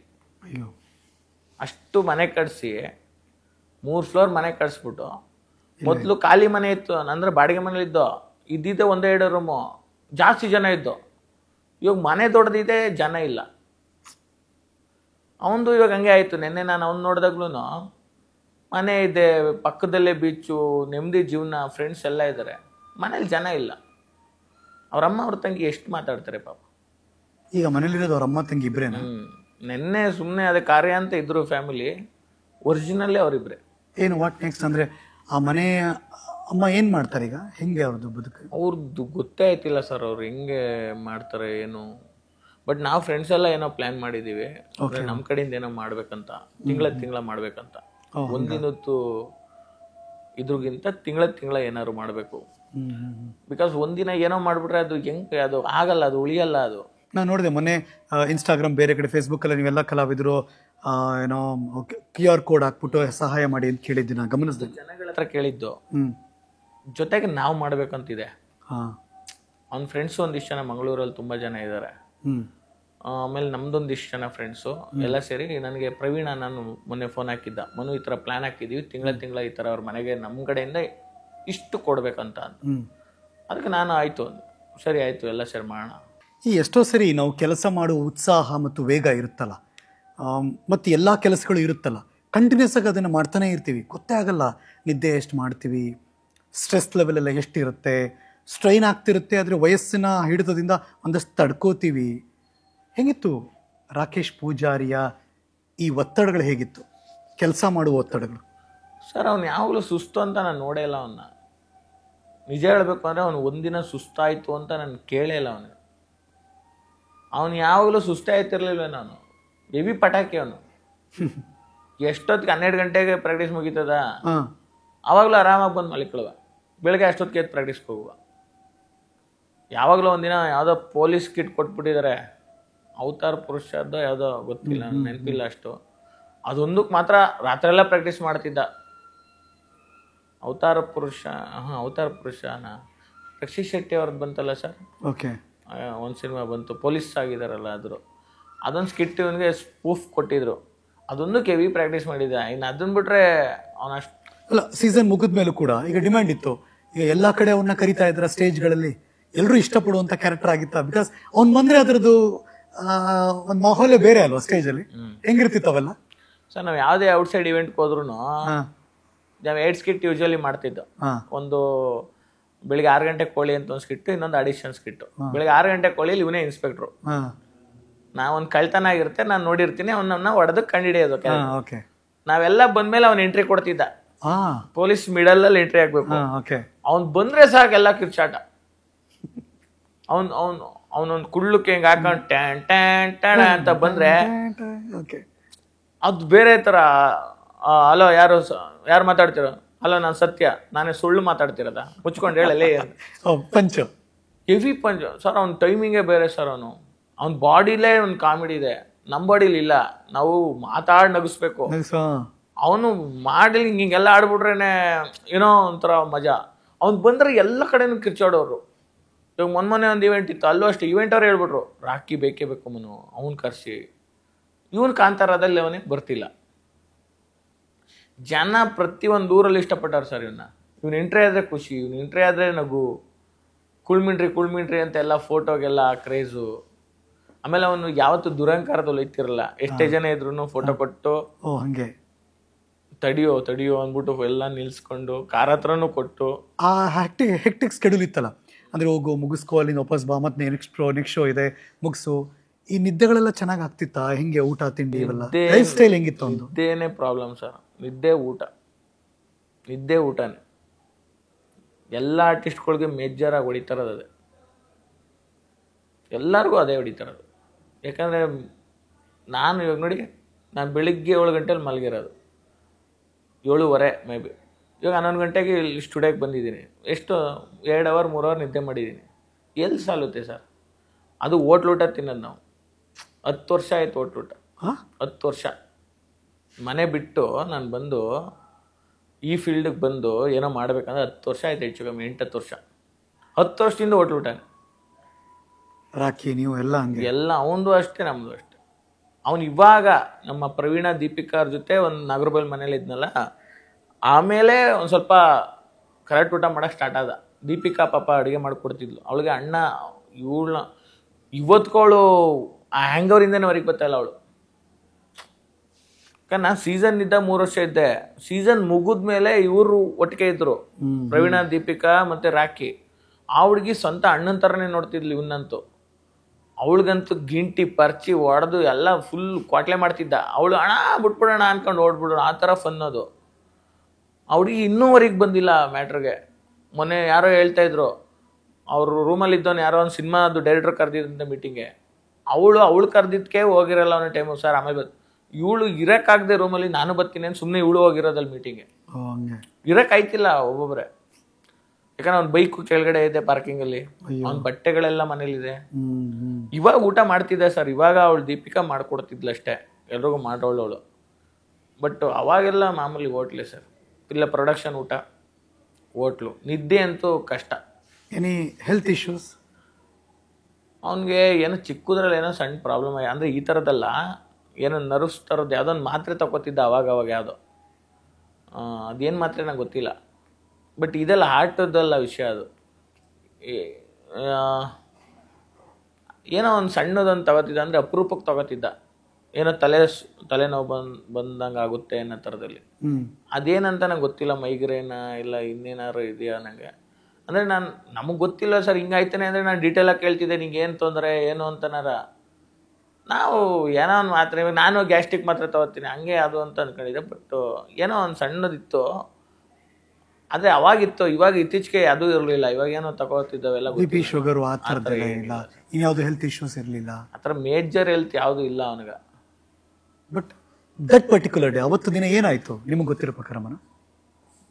ಅಲ್ಲಿ ಪ್ರೆಸೆಂಟಲ್ಲಿರೋರು ಯಾರು ಕೇಳಿದ್ರು ಕಂಪ್ಲೀಟ್ ಹೇಳ್ತಿಲ್ಲ. ಅವರು ಅದನ್ನು ಮಾತಾಡೋಕ್ಕೇ ರೆಡಿ ಇಲ್ಲ ಅಲ್ಲಿರೋರು. ನಾನೇನೆ ಅವ್ರ ಮನೆಯವ್ರನ್ನ ಕೇಳಿದೆ, ಕರೆಕ್ಟಾಗಿ ಏನಾಯ್ತು ಅಂತ ನಾನು ಹೇಳಿ, ನನಗೆ ಬಂದಿದ್ದು ಮಾಹಿತಿ ಥರ ನಮಗೂ ಗೊತ್ತಾಯ್ತಿಲ್ಲ ಏನಾಯ್ತು ಅಂತ. ಕಾರ್ಕಳದಲ್ಲಿ ಒಂದು ಮೆಹಂದಿ ಶಾಸ್ತ್ರ ಇರೋದು, ಅವ್ರ ಫ್ರೆಂಡ್ ಅದು, ರಾಕಿ ಅವರ ಫ್ರೆಂಡ್ ಅದು. ಅವ್ರ ಊರಲ್ಲ, ಅವ್ರ ಊರು ಕಾರ್ಕಳದಲ್ಲಿ ಇದ್ದಿದ್ದಂತೆ. ಅಲ್ಲಿ ಹೋಗಿ ಒಂದು ಸ್ವಲ್ಪ ನೋವು ಬಂದಿದೆ ಅವನಿಗೆ. ಸ್ಟಾರ್ಟಿಂಗ್ ಸ್ವಲ್ಪ ಹುಲಿ ಡ್ಯಾನ್ಸ್ ಏನೋ ಮಾಡ್ತಾರಲ್ಲ ಅಲ್ಲಿ ಸ್ವಲ್ಪ ಬಂದಿದೆ. ಅವನು ನೆಗ್ಲೆಕ್ಟ್ ಮಾಡವನೆ. ಅಂದರೆ ಯಾರೋ ಗೊತ್ತಿರುತ್ತೆ ಸರ್ ನೆಕ್ಸ್ಟ್ ಮೂಮೆಂಟಿಂಗ್ ಆಗುತ್ತೆ ಅಂತ. ಅವ್ನು ಆರಾಮಾಗಿ ಹಿಂಗೇನೋ ಗ್ಯಾಸ್ಟ್ರಿಕ್ ಇರಬೇಕು ಅಂದ್ಕೊಂಡು ಏನೋ ಮಾಡ್ಕೊಂಡು ಮತ್ತೆ ಒಂದು ಸ್ವಲ್ಪ ಏನೋ ಮಾಡೋ ಟೈಮು ಮತ್ತೆ ಜಾಸ್ತಿ ನೋವು ಜಾಸ್ತಿ ಆಗಿತ್ತೆ. ಆಮೇಲೆ ಅವ್ನು ಏನು ಮಾಡೋನು, ಹೋಗಿ ಮಲ್ಕೊಂಡವನು ಒಂದು ಕಡೆ. ಅಂದರೆ ಅಲ್ಲೇ ಸ್ವಲ್ಪ ಕುತ್ಕೊಂಡು ಹಿಂಗೆ ರಿಲ್ಯಾಕ್ಸ್ ಆಗೋಣ ಅಂತ ಅಷ್ಟೇ ಮಲಗಿರೋದು. ಇದೊಳ್ಳೆ ಇಲ್ಲ, ಮತ್ತೆ ಎದ್ದಿಲ್ಲ. ಔಟ ಅಲ್ಲೇ ಅಥವಾ ಅಲ್ಲೇ ಅನ್ಕಾನ್ಶಿಯಸ್? ಅಲ್ಲೇ ಔಟ್. ಡಾಕ್ಟರ್ ಹತ್ರ ಕರ್ಕೋ ಅಷ್ಟೊಳಗೆ ಅಲ್ಲೇ ಅವನು ಔಟಾಗಿದ್ದಂತೆ. ಯಾವುದೊಂದು ವಿಡಿಯೋ ನೋಡ್ತಿದ್ದೆ, ಡ್ಯಾನ್ಸ್ ಮಾಡ್ತಿದ್ದೆ ಸುಮ್ಮನೆ ಕ್ಯಾಶುವಲ್ ಆಗಿ, ಆ ಮೆಹಂದಿ ಶಾಸ್ತ್ರದ್ದು ಅಂತ ಯಾರೋ ತೋರಿಸಿದ್ರು. ಅಲ್ಲಿ ಇಟ್ಕೊಂಡವನೇ ಅವ್ನು ಸ್ವಲ್ಪ ಹಿಂಗೆ. Okay okay okay. ಅವನಿಗೊಂದು ಸ್ವಲ್ಪ ನೋವು ಬಂದಿದೆ ಅಂದರೆ ಅವನು ಕ್ಯಾಶುವಲ್ ತಗೊಂಡವನೇ, ಏನೋ ಗ್ಯಾಸ್ಟಿಕ್ಕು ಅದು ಇದು ಅಂತ. ಬಟ್ ಇಡೀ ಜೀ ಕನ್ನಡ ಒಂಥರ ಮೆಮೊರಿಲಿ ಉಳ್ಕೊಳ್ಳೋ ಥರ ವ್ಯಕ್ತಿ ಆಗ್ಬಿಡ ಸರ್. ಅಂದರೆ ಯಾರು ಎಷ್ಟು ವರ್ಷ ಆದರೂ ಮರೆಯೋಕ್ಕಾಗಲ್ಲ ಅವನು. ಮುಂಚೆ ಅದೇನೋ ಸತ್ಮೇಲೂ ಬದುಕ್ತಾರೆ ಅಂತಾರಲ್ಲ, ಆ ಥರ ಬದುಕ್ಬಿಟ್ಟವನು. ಅವನ ಲೈಫ್ ಸ್ಟೈಲ್ ಚಂದ ಸರ್. ಅಂದರೆ ನೋಡಿ ಕಲಿಯೋದಿದೆ ಅವನಿಂದ, ನಾನು ಕಲಿಯೋದು ತುಂಬ ಇದೆ. ಒಂದು 3 ಥಿಂಗ್ಸ್ ರಾಕೇಶ್ ಪೂಜಾರಿಯಿಂದ ಕಲಾವಿದರು ಕಲ್ತ್ಕೋಬೇಕು ಅಂತ ನಿಮಗನ್ಸೋದು ಮನು, ಪ್ಲೀಸ್. ಒಂದು, ಬೇರೆಯವ್ರ ಬಗ್ಗೆ ಯೋಚನೆ ಮಾಡಬಾರ್ದು, ಕೆಟ್ಟದಾಗಿ ಮಾತಾಡಬಾರ್ದು. ಆಮೇಲೆ ಯಾರೋ ಬೆಳೀತಿದ್ರೆ ಉರ್ಕೋಬಾರ್ದು, ಬೇಜಾರು ಮಾಡ್ಕೋಬಾರ್ದು. ಬೆಳೆಯೋರಿಗೆ ಸಪೋರ್ಟ್ ಮಾಡಬೇಕು. ಅವ್ನು ಎಷ್ಟೇ ಅವ್ನಿಗೆ ಗೊತ್ತಿಲ್ಲ ಅಂದ್ರೆ ಅವ್ನು ಫೋನ್ ಹಾಕಾರ ಹೇಳ್ಬಿಡ್ತಿದ್ದ, ಚೆನ್ನಾಗಿತ್ತು ಕಣೋ. ಹೌದಾ? ನನಗೆ ಯಾವುದೋ ಒಂದು ಅದೇ ನಮ್ಮ ಕೇರ್ಪೇಟೆಯಲ್ಲಿ ಏನೋ ಕೊಟ್ಟರು, ಅವಾಗ ಕಂಗ್ರಾಟ್ಸ್ ಕಣೋ ಬೇವರ್ಸಿ ಅಂದ್ಬಿಟ್ಟು ಆರ್ಟ್ ಎಲ್ಲ ಹಾಕಿ ಕಳಿಸೋದು. ಅವ್ನಿಗೇನು ಅದು ಇಲ್ಲ, ಬಟ್ ಅವ್ನಿಗೊಂದು ಖುಷಿ, ನಮ್ಮನು ಏನೋ ಕೊಟ್ಟವ್ರಪ್ಪ ನಮ್ಗೆ, ಆ ಥರದ್ದೊಂದು. ಮತ್ತು ನಟನೆಗೆ ಅವನು ಅಷ್ಟು ಹಾರ್ಡ್ ವರ್ಕ್ ಮಾಡ್ತಿದ್ದ. ರಾತ್ರಿ ಹಗಲು ಅಂತ ಕೆಲಸ ಮಾಡ್ತಿದ್ದ. ಕೆಲಸ ಮಾಡಬೇಕು, ಕೆಲಸ ಮಾಡಿದ್ರೆ ನೋಡಿ ಈ ಥರದ್ದೊಂದು ಏನೋ ಒಂದು ಆಗುತ್ತೆ ಸರ್. ಇದು ಒಂಥರ ಪುಣ್ಯನೇ ಸರ್. ಎಷ್ಟು ಜನಕ್ಕೆ ಹೇಳಿ, ಸತ್ತವ್ರಿಗೆ ಈ ಥರ ಒಂದು ಮರ್ಯಾದೆ, ಈ ಥರ ಪ್ರೀತಿ, ಈ ಥರ ಕಣ್ಣೀರು, ಇಷ್ಟು ಜನರು ಇವತ್ತಿಗೂ ಫೀಲ್ ಮಾಡ್ತಾಯಿದ್ದಾರೆ ರಾಕಿ ಅಂತ. ಅದೊಂದು ಪುಣ್ಯನೇ ಅದು. ಅವನು ಏನೋ ಗಳಿಸಿರೋದು, ಅವ್ರ ಮನೆ ಗಳಿಸಿರೋದು ಅದು. ಒಂದು 5-6 ವರ್ಷಕ್ಕೆ ಮುಂಚೆ ಯಾರಿಗೂ ಗೊತ್ತಿರಲಿಲ್ಲ ಆತ. ಯಾರಿಗೂ ಗೊತ್ತಿಲ್ಲ. ಈ ಸ್ಪ್ಯಾನ್ ಆಫ್ ಟೈಮಲ್ಲಿ ಎಲ್ಲರೂ ಪ್ರೀತಿ ಗಳಿಸೋದು ಮತ್ತು ವ್ಯಕ್ತಿಯಾಗಿ ಇಲ್ದೇ ಇದ್ರೂ ವ್ಯಕ್ತಿತ್ವವನ್ನು ಇಷ್ಟಪಡೋದಿದೆಯಲ್ಲ, ಅವ್ನ ನಟನೆಗಿಂತ ಸರ್ ಅವ್ನ ವ್ಯಕ್ತಿತ್ವಕ್ಕೇನೆ ತುಂಬ ಜನ ಇವತ್ತು ಫೀಲ್ ಮಾಡ್ತಾ ಇರೋದು. ನಟನೆ ಒಂದು, ನಟನೆ ಸಖತ್ ಮಾಡ್ತಿದ್ದ ಒಂದು. ಇನ್ನೊಂದು ಅವ್ನ ವ್ಯಕ್ತಿತ್ವ. ನಿಮ್ಗೆ ಯಾರು ಕಾಮಿಡಿ ಕಿಲಾಡಿ ಯಾರು ಕೇಳಿ, ಇನ್ನೂ ಬೇಕಾದ್ರೆ 1 ವರ್ಷ ಬಿಟ್ಕೊಂಡು ಮಾತಾಡಿ, ಅವನ ಬಗ್ಗೆ ಯಾರು ಭಯಲ್ಲ. ಬೇಕಾದ್ರೆ ನನ್ನ ಬಗ್ಗೆ ಬೈದ್ಬಿಡ್ತಾರೆ, ಅವನ ಬಗ್ಗೆ ಭಯಲ್ಲ. ರಾಕಿ ರಾಕಿ ಬಿಡೋ, ರಾಕಿ ಬಿಡೋ, ರಾಕಿ ಬಿಡೋ. ಬಿಕಾಸ್ ಅವನು ಒಬ್ರ ಬಗ್ಗೆ ಕೆಟ್ಟದಾಗೇನೋ ಮಾತಾಡಿದ್ರೆ ಅವ್ರಿಗೆ ಅವನ ಬಗ್ಗೆ ಕೆಟ್ಟದ್ದು ಇರ್ತಿತ್ತೇನೋ, ಅವ್ನು ಮಾತಾಡ್ತಿರ್ಲಿಲ್ಲ. ಸೊ ದ್ವೇಷಗಳೇ ಇಲ್ಲ. ಏನಿದ್ರು ಡೈರೆಕ್ಟಾಗಿ ಹೇಳ್ತಿದ್ದ. ಸ್ಕಿಟ್ ಅಕಸ್ಮಾತ್ ಚಾನಲ್ ವರ್ಕ್ ಆಗ್ತಿಲ್ಲ ಕಣೋ, ಬೇರೆ ಏನೋ ಮಾಡೋಣ ಅನ್ನುವ ಡೈರೆಕ್ಟಾಗಿ ಹೇಳ್ತೇವೆ. ಮುಂದೆ ಸೂಪರ್ ಮಗ ಅಂತ ಹೇಳ್ಬಿಟ್ಟು ಹಿಂದೆ ಅಂತ ಡಬಸ್ ಆ ಥರ ಕೇಟ್ರಲ್ಲ. ಹಂಗಾಗಿ ಅವನು ನಾನು ಬೇಗ ಕನೆಕ್ಟ್ ಆಗಿದ್ದು. ಯಾಕಂದ್ರೆ ನನ್ನ ಲೈಫ್ ಸ್ಟೈಲ್ ಬೇರೆ ಐತೆ. ಮೈಸೂರು ನಾನು ಬೇರೆನೇ ಬೆಳೆದ್ಬಿಟ್ಟಿದ್ದೀನಿ. ಇಲ್ಲಿ ನನಗೆ ಅಡ್ಜಸ್ಟ್ ಆಯ್ತಿರಲ್ಲ ಸ್ವಲ್ಪ ಸ್ಟಾರ್ಟಿಂಗ್ ಡೇಸು. ಅವಾಗ ಇವನು ನನಗೆ ಕಂಫರ್ಟಬಲ್ ಅನಿಸ್ತಾ. ಇವನು ವೇವ್ ಲೆಂತು, ಇವನು ಮಾತಾಡೋದು ಓಕೆ, ಇವನು ನಂಬೋ ವ್ಯಕ್ತಿ ಸರ್, ಮೇನಾಗಿ ನಂಬೋ ವ್ಯಕ್ತಿ. ಅದು ತುಂಬ ಇಂಟ್ರೆಸ್ಟಿಂಗ್. ಅದು ಬೇರೆಯವ್ರು ಬಿಡಿ 1000 ಜನ, ಬಟ್ ಇವ್ನು ನಂಬೋ ವ್ಯಕ್ತಿ. ನೀವೇ ಏನಾದರೂ ಸೀಕ್ರೆಟ್ ಹೇಳ್ಬಿಟ್ಟು ರಾಕಿಂಗ್ ಅಂದರೆ ಅದು ಅವನ ಹತ್ರನೇ ಇರ್ತಿತ್ತು ಹೊರತು ಹೊರಗೆ ಹೋಯ್ತಲ್ಲ ಸರ್. ಇಲ್ಲ ಅಂದರೆ ದೇವರಣೆಗೂ ಇವಾಗ ನೆನ್ನೆ ಹೋಗಿ ಬರೋಕ್ಕೆ ಬೆಳಿಗ್ಗೆ 9 ಗಂಟೆಗೆ ಹೊರಟ, ಬೆಳಗಿನ ಜಾವ 7 ಗಂಟೆಗೆ ನಾನು ಬಂದು ರೀಚ್ ಆಗಿರೋದು. ಅಷ್ಟು ಪ್ರೀತಿ ಯಾಕೆ ಅಲ್ಲ? ನಮ್ಮ ಯಾರೋ ದೂರದ ರಿಲೇಷನ್ಸ್ ಹತ್ತಿದ್ರು, ಇಲ್ಲ ಯಾರು ಹತ್ರದವ್ರು ಹತ್ತಿದ್ರು ಹೋಯ್ತಿರಲ್ವ, ಆಯ್ತು ಬಿಡು ಅವತ್ತು ಹೋಗಿಲ್ಲ ಬಿಟ್ಟಾಗ. ಇವನು ಹುಡಿಕೊಂಡೋಗಿ ಅವ್ರ ಮನೇನ ನೋಡೋದೇ ಅವ್ನು ಗಳಿಸಿರೋ ಒಂದು ವ್ಯಕ್ತಿತ್ವ ಸರ್. ಅವ್ನಿಗಿದೇನು ಅಲ್ಲ ನಾವು ಮಾಡೋದು. ಬಟ್ ಅವ್ನು ತುಂಬ ಸ್ವಾಭಿಮಾನಿ. ನಿಜವಾಗ್ಲೂ ಅವನ ಆತ್ಮ ಅನ್ನೋದಿದ್ರೆ ಸತ್ಯ ತುಂಬ ಅಳ್ತಿರುತ್ತೆ. ಅದು ಇವಾಗ ಅವ್ರ ಅಮ್ಮ ಅವ್ರ ತಂಗಿಗೆ ಸ್ಕ್ಯಾನರ್ ಹಾಕ್ಬಿಟ್ಟು ದುಡ್ಡು ಕೇಳೋದೈತಲ್ಲ, ಅವ್ನು ಒಬ್ರ ಹತ್ರ 1 ರೂಪಾಯಿ ಸಾಲ ಮಾಡಿದವನೇ ಅಲ್ಲ. ಹೌದಾ? 1 ರೂಪಾಯಿ ಸಾಲ ಮಾಡಿ, ನಾನು 3 ವರ್ಷ ಇದ್ದೀವಲ್ಲ, 1 ರೂಪಾಯಿ ಎಕ್ಸ್ಚೇಂಜ್ ಆಗಿಲ್ಲ ನಂದು ಒಂದು ಮಧ್ಯೆ ಸಾಲದ ಥರ 3 ವರ್ಷದಲ್ಲಿ. ಇನ್ನು ತಿನ್ನಕ್ಕೆ ಪನ್ನಕ್ಕೆ ಏನೋ ಮಾಡ್ತಿದ್ದ, ಅಲ್ಲಿ ಶೇರ್ ಮಾಡ್ತಿದ್ದ, ಅವೆಲ್ಲ ಅದು ಬೇರೆ ಥರ. ಸಾಲ ಅಂತ ನಾವಂತೂ ಇದುವರೆಗೆ ಒಂದಿನ ಇಲ್ಲ. ಅಂತ ವ್ಯಕ್ತಿ ಇವತ್ತು ಅವ್ನ ಕೈಲಿ ಆಗ್ದೇನೆ, ಇವಾಗ ನೋಡಿ ಅವ್ನು ಬರೀ ಆತ್ಮ ಆಗ್ಬಿಟ್ಟವನೆ, ಹೊರಗೆ ಬಂದ್ಬಿಟ್ಟವನ ದೇಹದಿಂದ. ನೋಡೋದೈತಲ್ಲ ಹೊರಗಡೆ ಕುತ್ಕೊಂಡು ಅವ್ರ ಅಮ್ಮ ಅವ್ರ ತಂಗಿ ಇನ್ನೊಬ್ರನ್ನ ಕೇಳೋದ್ನ, ಅದೆಂಥ ಪರಿಸ್ಥಿತಿ ಸರ್ ಅದು. ಹೊರಗಡೆ ಕೂತ್ಕೊಂಡು ಕೇಳೋಕ್ಕೆ ಅದು ಹೆಂಗೆ ಅನಿಸ್ತಾ ಇರುತ್ತೆ ಅವನಿಗೆ. ಅವ್ನಿಗೆ ಹೆಲ್ಪ್ ಮಾಡ್ಬೇಕಂದ್ರೂ ಇವಾಗ ಮಾಡೋಕ್ಕಾಯ್ತಿರಲ್ಲ, ಸತ್ತೋಗ್ಬಿಟ್ಟಿದ್ದಾನೆ. ಒಂದಿನ ಶೋಗೆ ಅಳಿಸ್ತಿರಲಿಲ್ಲ, ಇವಾಗ ನೋಡ್ರಿ ಅವ್ರ ಅಮ್ಮ ಅಷ್ಟು ಅಳ್ತವ್ರೆ. ತಂಗಿ ಮದುವೆ ಮಾಡಬೇಕು ಅಂತಿದ್ದ, ಇವಾಗ ತಂಗಿ ಮದುವೆ ಮಾಡೋಕೆ ಅವನೇ ಇಲ್ಲ, ಇನ್ಯಾರೋ ನಿಂತ್ಕೊಂಡು ಇವಾಗ ಮದುವೆ ಮಾಡಬೇಕು. ಆ ಲೈಫ್ ಯಾರಿಗೂ ಬರಬಾರ್ದು ಸರ್ ನನ್ನ ಪ್ರಕಾರ ಹೇಳ್ಬೇಕಂದ್ರೆ. ನನ್ನ ಶತ್ರುಗೂ ಬರಬಾರ್ದು. ಸುಮ್ಮನೆ ಯೋಚನೆ ಮಾಡಿ ಔಟ್ ಸೈಡಲ್ಲಿ ನಿಂತ್ಕೊಂಡು ಅವ್ನು ನಿಜವಾಗ್ಲೂ ಅವನ ಆತ್ಮ ನೋಡ್ತಿದ್ರೆ, ನಮಗೆ ಒಂಥರ ಅನ್ಸುತ್ತೆ, ಆತ್ಮ ನೋಡ್ತಿದ್ರೆ ಹೆಂಗೆ ಅನಿಸ್ತಿರುತ್ತೆ ಅವನಿಗೆ. ಯಾರ ಹತ್ರನೂ ಹಿಂಗೆ ಇಲ್ದೋರನೋ ಇವತ್ತು ಎಲ್ಲರ ಹತ್ರನೂ ಸ್ಕ್ಯಾನರ್ ಹಾಕೊಂಡು ಏನೋ ಒಂದು ಹೆಲ್ಪ್ ಮಾಡಿ ಏನೋ ಒಂದು ಆ ಥರದ್ದು ಹೆಂಗೆ ಅನಿಸ್ಬೋದು. ನಾನು ಇವತ್ತು ಮನೇಲಿ ಇಲ್ಲದೆ ನನ್ನ ಮನೇದು ಈ ಪರಿಸ್ಥಿತಿ ಬತ್ತಲ್ಲ ಅಂತ. ಮನೆಗೆ ಹೆಲ್ಪಿಂಗ್ ನೀಡಿದ್ಯಾ? ನೀಡಿದೆ ಸರ್, ತುಂಬ ನೀಡಿದೆ, ತುಂಬ ನೀಡಿದೆ. ಯಾಕಂದ್ರೆ ದುಡಿಯೋರು ಇಲ್ಲ. ಅವ್ರ ತಂಗಿ ಏನು ಹಬ್ಬ ಅಂದರು 10,000 ಏನೋ ಸಿಗ್ಬೋದು, ಅವ್ರ ಖರ್ಚು ಅಲ್ಲೇ ಆಗೋಯ್ತದೆ. ಇನ್ನು ಮದುವೆಯಲ್ಲಿ ಆ ಖರ್ಚುಗಳು ಇಲ್ಲ, ಅವ್ರಲ್ಲೇ ಬದುಕು ನಡಿಬೇಕಲ್ಲ ಸರ್. ಯಾರಾದರೂ ಮಾಡಬೇಕು ಅನ್ಸಿದ್ರೆ ನಿಮ್ಗಳನ್ನ ಕಾಂಟ್ಯಾಕ್ಟ್ ಮಾಡ್ಬೋದಾ? ಯಾರು ಮಾಡ್ಬೇಕಂದ್ರೆ ನಮ್ಮದು ತುಂಬ ಜನರು ಪೇಜಲ್ಲೇ ಸ್ಕ್ಯಾನರ್ ಇದೆ, ಅವ್ರಿಗೆ ಮಾತಾಡ್ಬೋದು. ಇಲ್ಲ ಅವ್ರ ಅಮ್ಮನ ನಂಬರೇ ಕೊಡ್ತೀನಿ, ಅವ್ರ ಅಮ್ಮಂದು ಮನೆದು, ಅವ್ರಿಗೆ ಕಾಂಟ್ಯಾಕ್ಟ್ ಮಾಡಲಿ.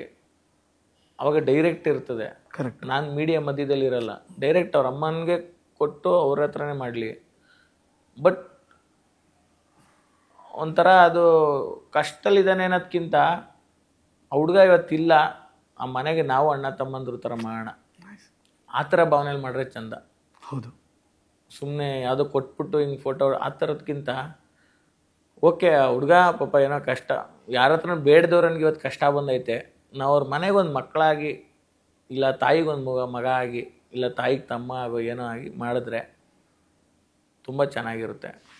ಗ್ರೂಪಿಂದನೂ ಎಕ್ಸಿಟ್ ಇಲ್ಲ, ನೀವು ಡಿಲೀಟ್ ತೆಗೆದಿಲ್ಲ? ನಂದು ಇವಾಗಲೂ ನಂದು ಇನ್ಸ್ಟಾಗ್ರಾಮ್ ಡಿ ಪಿಲೂ ನಮ್ಮ 4 ಜನ ಇವೆಂಟ್ಗೆ ಹೋಯ್ತಿದ್ದವ್ರದೇ ಫೋಟೋ ಇರೋದು. ನಾನು ರಾಕಿ, ಅವ್ನು ಸಾಯಕ್ಕೇನು ಮುಂಚೆ ಹಾಕಿರಲಿಲ್ಲ, ಅವ್ನು ಸತ್ತ ಮೇಲೆ ಅನಿಸ್ತು ನಮ್ಮ 4 ಜನದ ಹಿಂಗೆ ನೆನಪಾಗಿ ಉಳೀಲಿ. ನಾನು ರಾಕಿ, ಪ್ರವೀಣ, ದೀಪ. ಆ ಡಿ ಪಿ ಚೇಂಜ್ ಮಾಡಲ್ಲ? ಇಲ್ಲ, ಅದು ಹಂಗೆ ಇಟ್ಟಿರ್ತೀನಿ. ಗ್ರೂಪಲ್ಲಿ ಅವ್ನ ಮೊಬೈಲೆಲ್ಲ ಆ್ಯಡ್ ಆಗಿರುತ್ತಲ್ಲ, ಗ್ರೂಪಲ್ಲೆಲ್ಲ ಎಲ್ಲ ಹಂಗೆ ಯಾರೂ ತೆಗಿಯಲ್ಲ ಸರ್. ನಾನು ಒಬ್ಬಂಗಲ್ಲ, ಇಡೀ ಕಾಮಿಡಿ ಕಿಲಾಡಿ ಎಲ್ರಿಗೂ ಇಷ್ಟ. ಯಾರಿಗೂ ಆ ನಂಬರ್ನ ರಿಮೂವ್ ಮಾಡೋಷ್ಟು ಕೈ ಇಲ್ಲ. ಅಂದರೆ ಮನ್ಸು ಬರಬೇಕಲ್ಲ, ಹಂಗಾಗಲ್ಲ, ಮನ್ಸು ಬರೋದು ಇಲ್ಲ. ನಮ್ಮ ಡೈರೆಕ್ಟ್ರ್ ಸಮೇತ ನಂಗೆ ಆ್ಯಕ್ಚುಲಿ ಫಸ್ಟ್ ಫೋನ್ ಹಾಕಿದ್ದೆ ನಮ್ಮ ಶೋ ಡೈರೆಕ್ಟ್ರ್ ಶರಣಣ್ಣ. ಅವರೇ ಗಾಬರಿ ಆಗ್ಬಿಟ್ಟವ್ರೆ, ಮನು ರಾಕಿದ್ ಗೊತ್ತಾಯ್ತಾ, ಏನಣ್ಣ ಹಿಂಗೆ ಹೋಗ್ಬಿಟ್ಟಂತೆ ಕಣೋ. ಯಾಕಂದ್ರೆ ಅವ್ರನ್ನ ಮೀಟ್ ಆಯ್ತಿದ್ದೆ ಜಾಸ್ತಿ, ನಾನು ರಾಕಿ ಜೊತೆಲಿ ಹೋಯ್ತಿದ್ದೋ ಮೀಟಿಂಗ್ಗೆ. ಅವ್ರು ಮೀಟ್ ಆದಾಗ ಇಲ್ಲ ಎಲ್ಲರೂ ಔಟ್ಸೈಡ್ ಊಟಕ್ಕೆ ಹೋದಾಗ ಜೊತೆಲಿ ಹೋಯ್ತಿದ್ದೆ ನಾನು ರಾಕಿ. ನಾನು ಅವಾಗಲೂ ರಾಕಿ ಬಗ್ಗೆನೇ ಮಾತಾಡ್ತಿದ್ದೆ. ಶರಣಣ್ಣ ಅವರು ನಿಮ್ಗೆ ಪರಿಚಯ ಇರೋದ್ರಿಂದ ನಾನು ಅವಾಗಲೂ ರಾಕಿ ಬಗ್ಗೆನೇ, ಅಣ್ಣ ನನ್ನ ತಂಗಿ ಮದುವೆ ಅಂತ ಅಣ್ಣ ಅದಣ್ಣ ಇದ್ದಾಳೆ. ನನಗೆ ನಾನೇನೋ ಒಳ್ಳೆ ನೆನೆಸ್ಕೋಬೇಕು ಅನ್ನೋದಕ್ಕಿಂತ ಇವ್ನಿಗೇನೋ ಒಳ್ಳೆ, ಇವ್ನಿಗೆ ಆಗ್ಬೇಕು. ಮೊದಲಿಂದ ಅದೇ ಐತೆ. ಇವಾಗ ನಾನು ಸತ್ತವನೇನು ಮಾತಾಡ್ರೆ ಅದೇನೋ ಬೇರೆ ಅನಿಸ್ತದೆ ಏನೋ, ಬಟ್ ಆ ಶರಣಣ್ಣ ಗೊತ್ತಿರುತ್ತೆ ನಾನು ಹೆಂಗೆ ಮಾತಾಡಿರ್ತೀನಿ ಅಂತ, ಮತ್ತು ರಾಕಿಗೆ ಗೊತ್ತಿರುತ್ತೆ. ಒಬ್ಬ ಡೈರೆಕ್ಟರ್ಗೆ ಬಂದಿರೋ ಎಲ್ಲ ಕಂಟೆಸ್ಟ್ಗಳ ಅಭ್ಯರ್ಥಿಗಳ ಕಾಣಿಸ್ತಿರ್ತಾರೆ, ಆದರೆ ಯಾರ್ದೋ ಒಬ್ಬನ ವ್ಯಕ್ತಿತ್ವವನ್ನು ಅವರು ಇಷ್ಟಪಡಬೇಕಾದ್ರೆ ಅದಷ್ಟು ಸುಲಭದ ಮಾತಲ್ಲ ಅಂತ. ಅದು ನಮ್ಮ ಇವರು ಶರಣಣ್ಣ ಅಂತೂ ತುಂಬ ಹಳೆದು ತೂಗಿ ವ್ಯಕ್ತಿಗಳನ್ನ ಇಷ್ಟಪಡೋದು. ಬಿಕಾಸ್ ಅಷ್ಟು ವರ್ಷದಿಂದ ರಿಯಾಲಿಟಿ ಶೋ ಮಾಡೋರು ಎಲ್ಲ ಥರದವ್ರು ಗೊತ್ತವ್ರಿಗೆ. ಕರೆಕ್ಟ್. ಯಾರು ಬಂದಿರ್ತಾರೆ, ಯಾರು ಹೆಂಗೆ. ಸರ್ ಶರಣಣ್ಣ ಅಲ್ಲ, ನಮ್ಮ ಪ್ರೊಡಕ್ಷನಲ್ಲಿ ಕಾಫಿ ಟೀ ಕೊಡೋನ್ಗೂ ಇವನು ಇಷ್ಟ, ಕಸ ಹೊಡೆಯೋರ್ಗೂ ಇಷ್ಟ. ರಾಕೇಶ್ ನಮ್ಮಮ್ಮ ನಮ್ಮ ಊರಿಗೆ ಬಂದ್ಬಿಟ್ಟು ನಾನೇ ನಮ್ಮ ಅಮ್ಮನ ಹತ್ರ ಹಂಗೆ ಮಾತಾಡಿಲ್ಲ, ಏನ್ ಮಂಜುಳಾ ಏನ್ ಸಮಾಚಾರ ಅನ್ಕೊಂಡು ಹಿಂಗೆ ಹಿಡ್ಕೊಂಡು ಫುಲ್ಲು ಜೊತೆ.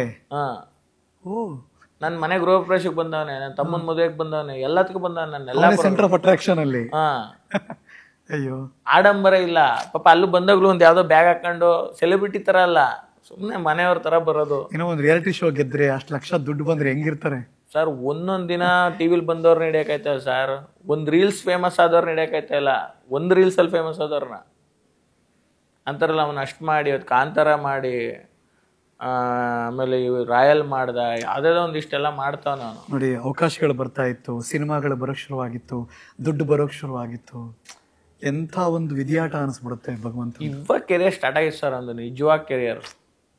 ಕಾಂತಾರ ಚೆನ್ನಾಗಿ ಆಗಿದ್ರೆ ಒಂದ್ ಹೆಸರು 10 ವರ್ಷ ಹಿಂಗಿರ್ತಿತ್ತು ಗ್ರಾಫ್, ಮಿನಿಮಮ್ 10 ವರ್ಷ ಹಿಂಗಿರ್ತಿತ್ತು ಗ್ರಾಫ್. ಒಂದು ಗ್ಯಾರಂಟಿ ಸರ್, ಅವ್ನಿಗೆ ಎಷ್ಟೇ ಲೆವೆಲ್ ಗ್ರಾಫ್ ಹೋದ್ರು ಅವನು ಹಂಗೆ ಇರ್ತಿದ್ದ.